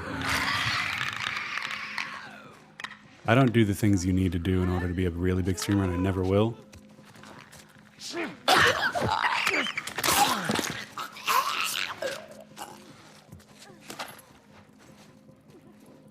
I play games I like in the way I want to play them.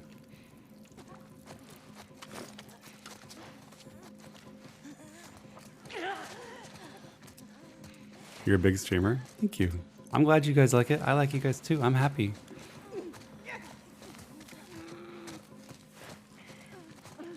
This is awkward.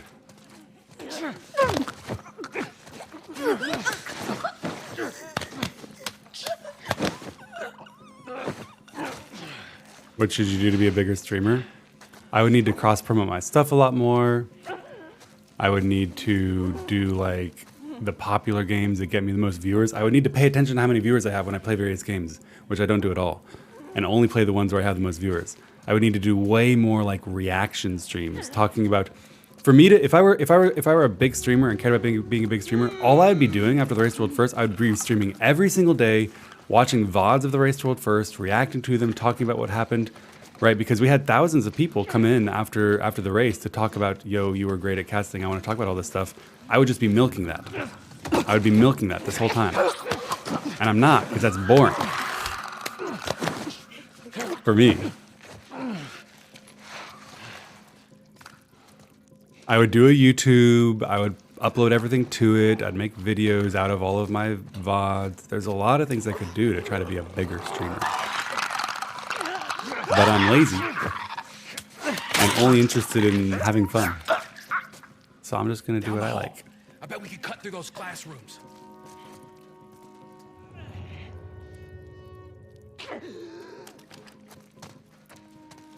YouTube, I forgot. You didn't forget, Vi. You have no obligation to do my YouTube. You're busy. And I don't pay you shit. Literally. You have no obligation to do it. It was cool that you did, but you don't have to if it makes me feel bad. You would react to third place finish rather than The Last of Us. Right, exactly. Right now, and the other day when Method and Big Dumb Gaming were playing, I should have been like watching them play and commentating and talking about it and reacting and all that. And instead, I'm playing video games.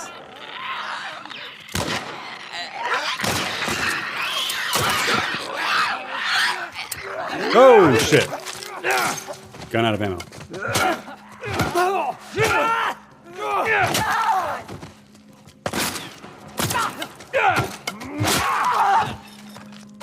I need a new bat.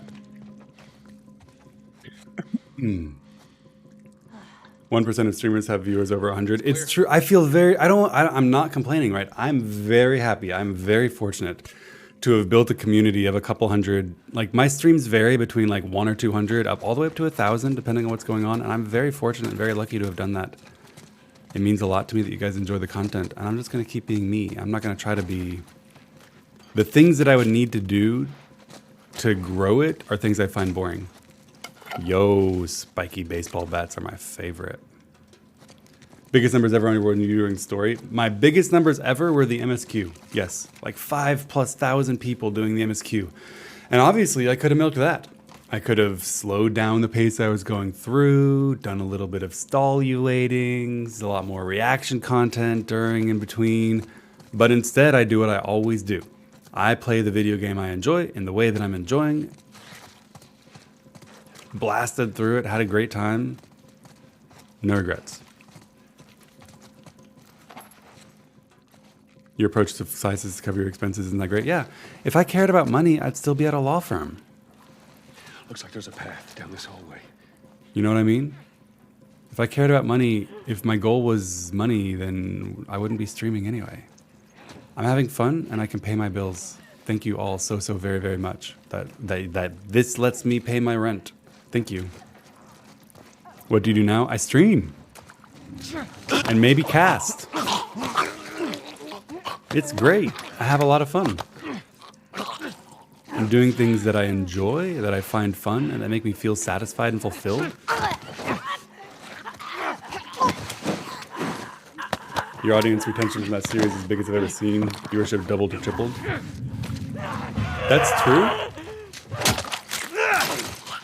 My stream did grow from the MSQ because to a certain extent there's a certain, type of person that enjoys the amazing conversations that we have in stream. Enjoys the hanging out. Make sure to search the bodies. Only person I sub to because I appreciate you not stalling for 4,000 hours. I couldn't stall it. Isn't it just you guys watch MSQ streams because you love the Final Fantasy XIV story? Is there anything better as a testament to the fact that I'm the same as you than the fact I couldn't stall? I had to play it. I wanted to play it. I needed to know what happened next. I think that people resonated with that in me, They appreciated that.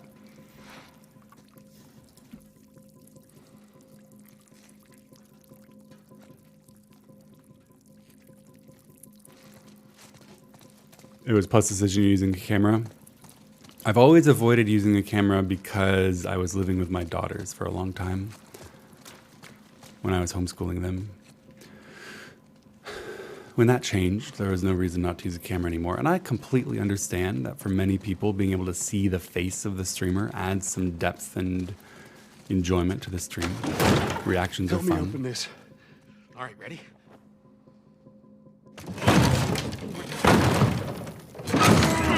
Come on. Shit. There's more on the way. Barricade the doors. It's been a fun time. It has been a fun time. I'm enjoying everything about streaming and playing Let's make games it a and hold hanging for out. Oh, that don't sound good. What the fuckity fuck? What the fuck is that? It's a goddamn bloater. Oh, what? Ellie, take cover. I got this. Slowest. Whoa! He threw shit at me. Ellie, just stay away from it. Me also stay away.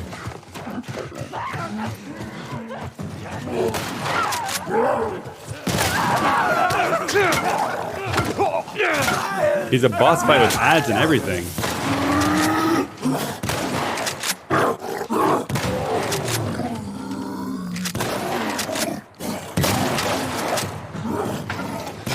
Gotta get up there. Please, get around.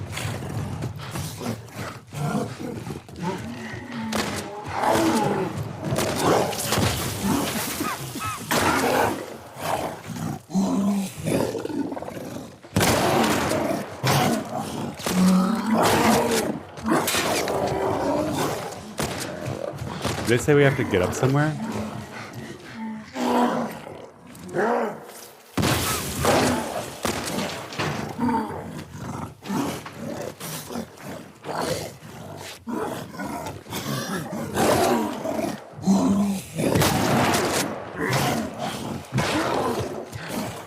I hope there's not a trick to killing this guy other than just loading him up with bullets.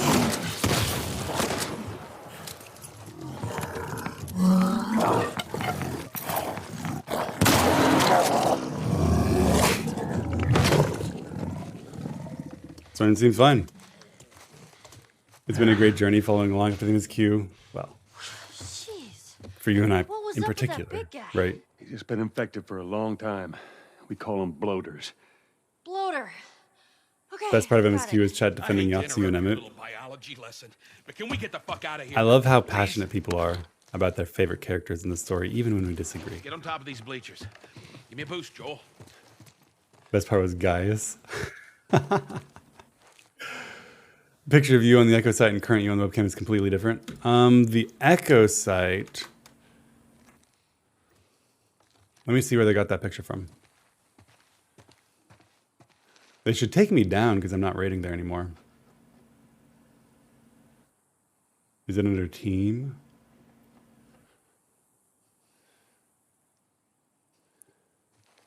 That picture is from years and years ago during the Shadowlands beta when I was trying to convey to Blizzard my feedback about the Maw. The picture is me making a face specifically to express my disapproval of the game's design. Of course we look different. That picture is me playing the Maw, and this picture is me playing Final Fantasy. One is dejected and depressed, and the other is happy. Always thought you had a beard before the webcam. Every now and then I've experimented with growing a beard, but I can't really. There's big gaps in it.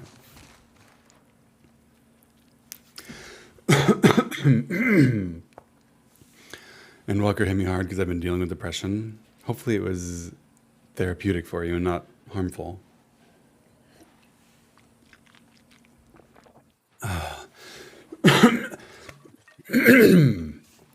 All right. Up the bleachers.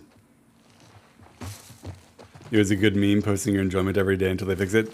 My Twitter account began because I went to the mall and was so angry that I created a Twitter where all I did for several days was post pictures of my face after playing the mall in beta. That's all I did. That was the entire Twitter.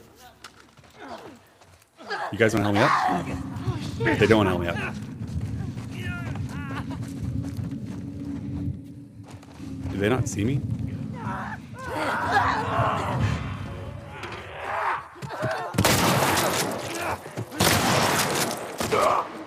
Down to the last one. Finish it off already. Fucking hate those things.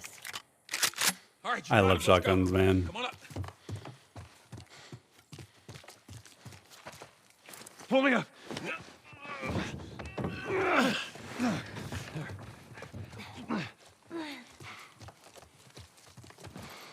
Shotgun was my favorite weapon in Resident Evil as well. I fucking love shotguns. Shotgun's also one of the most fun guns to actually play with in gun sports. Shooting skeet is really fun. Hold on, you guys wait. I want to explore over here. Straight up, like, target practice isn't really that much fun. Oh, hi. There's another ladder over here. But shooting skeet is very fun.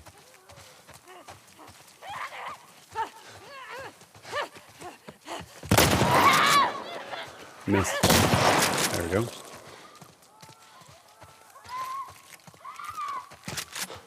Keep going. I'm right behind you. Hurry, Joel.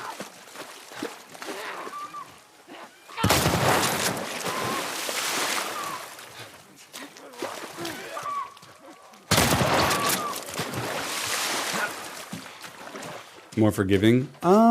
It's a different skill set. Shooting a moving target with a shotgun is a very different skill set than like hitting a bullseye with a rifle or a pistol or a handgun. So that worked out well. I don't know that it's easier. Okay, I'll go check out In the video sample. games, shotguns are way more forgiving, right? You Well, just have to Somebody had the point in same the general idea. They stole direction. my shit. Well, then what the hell is Plan B? You ought to be thankful you're still drawing breath. That was plan A, B, C, all the way to fucking Z. And furthermore, tell Tess that she could take this Don't you job. bring Tess She into can this. shove it right This up has nothing her to do with... Jesus. What, you know this guy or something? Frank. Who the hell's Frank? He was my partner.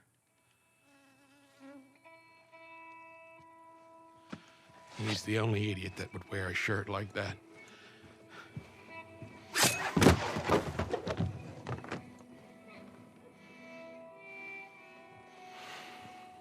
He's got bites.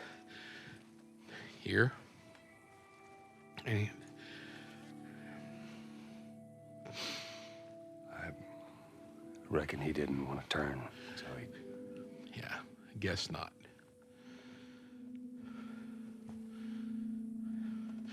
Well, fuck him.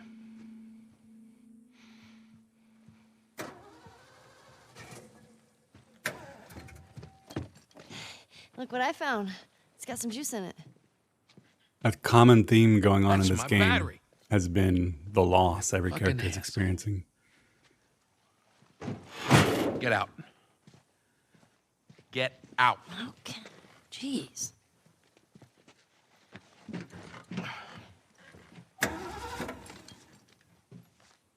Battery's drained, but cells are alive.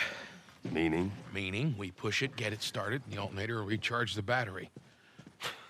Is that your guess? Look, you wanted a plan B. This is as good as it gets. What are you thinking? Thinking you drive and we push. Makes sense to me. Jesus. That's more of my stuff. Thanks. Yoink.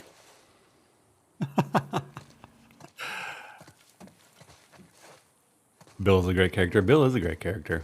So what, you just gonna steal my shit and run off? Is that it? Do you Frank? think he's hiding his grief You should at probably Frank's search the house. death I'm sure there's more supplies. by being angry at him taking this stuff? Let Or me do you know when think, you're ready or do you to think finish he's this such a thing. I'll give you a cantankerous holler. asshole that he's actually pissed that Frank took his stuff? Ready? I think he's very sad.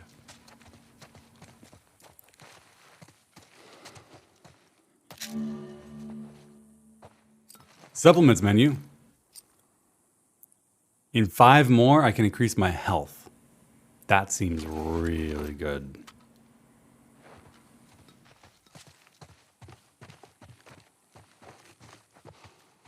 It's easier to be angry than sad. It's easier to be angry than a lot of things. We use anger to hide sadness and grief, vulnerability and fear.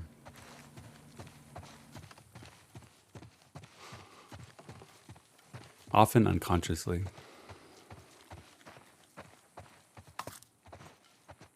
Oh God, is this a note? Well, Bill, I doubt you'd ever find this note because you were too scared to ever make it to this part of town. But if for some reason you did, I want you to know I hated your guts. I grew tired of this shitty town and your set in your ways attitude. I wanted more from life than this, and you could never get that. And that stupid battery you kept moaning about, I got it. But I guess you were right. Trying to leave this town will kill me. Still better than spending another day with you. Good luck, Frank. The fuck?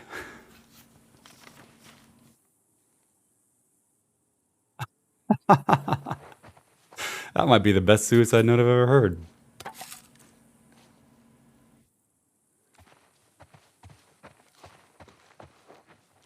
Don't be sad about me, asshole. I hate you.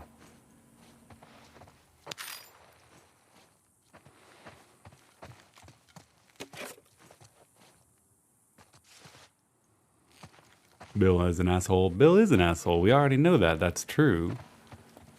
And part of what we're hearing from this game is that even assholes love people and experience loss. Every asshole has a mother. That is a weird sentence.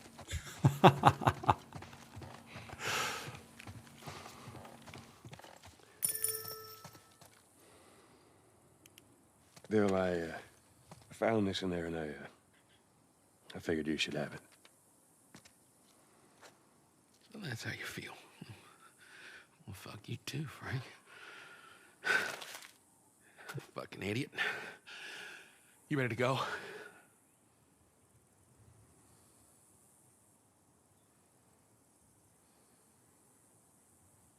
Yeah, I'm ready to go. I feel like you need to open it, though. Maybe not. There was another conversation up here I could have. Was it you? Oh, I can pick the note back up. We'll keep that for later.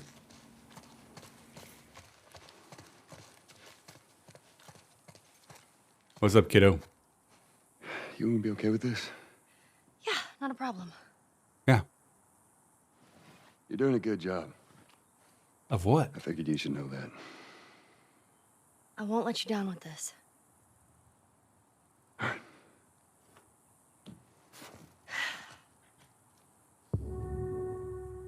I don't need a hint. I'm exploring your game. I feel like every time that L3 in the bottom corner pops up, they're like, why are you taking so long? The door is still closed. Put her in first. No. Put her in neutral. Already did it. Just keep your foot Okay. on the clutch. First with the And clutch when we down get is to- I fine. know how to pop a clutch. How the hell did... You know what? I don't care. Just don't fuck it up. All right, Ellie, get ready. Now, hit it! Hit it! Perfect. Hey, good job, kid. Bill, not helping. Ellie, we're gonna give it another go. Stay focused. Bill is such an asshole. Just make it to the hill. Just get it over the edge. How does she know? Someone taught her how to drive a stick. Guys, over there, look out! Shit.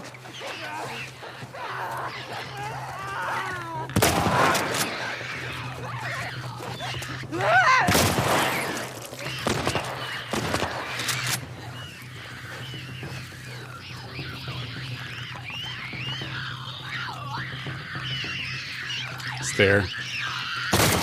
Good. Back to the truck.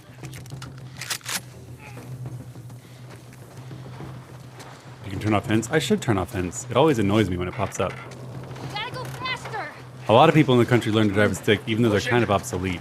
Keep So sticks are becoming increasingly rare in America because automatic transmissions are just better now. To the right.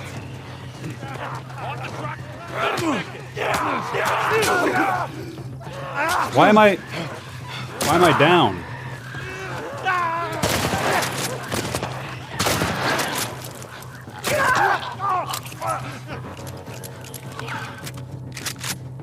Are the zombies a metaphor? No, they're just mushroom people.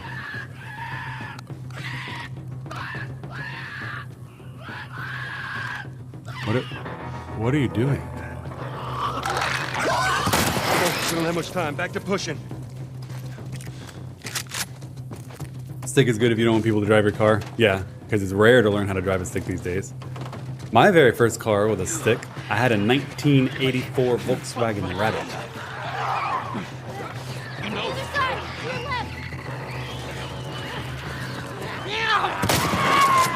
Holy shit, his arm fell off.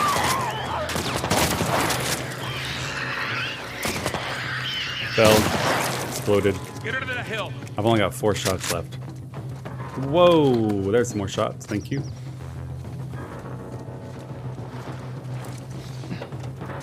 Gone my whole life without driving a stick. There's no reason to learn how to drive a stick in 2022 any more than there's a rean to learn how to write in cursive in 2022. You know what I mean? They're obsolete skills. You hear that sound, Bill? Yeah, well, that means the infected hear it too. Let's get the fucking truck. I'm down. Joel, leave them. Let's get out of here.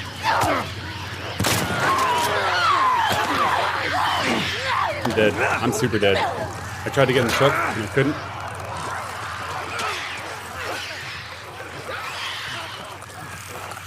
Let me in the truck. Let me in the truck. Let me in the truck. Let me in the truck. Go, go, go, go, go, go. Ow! I'm dead.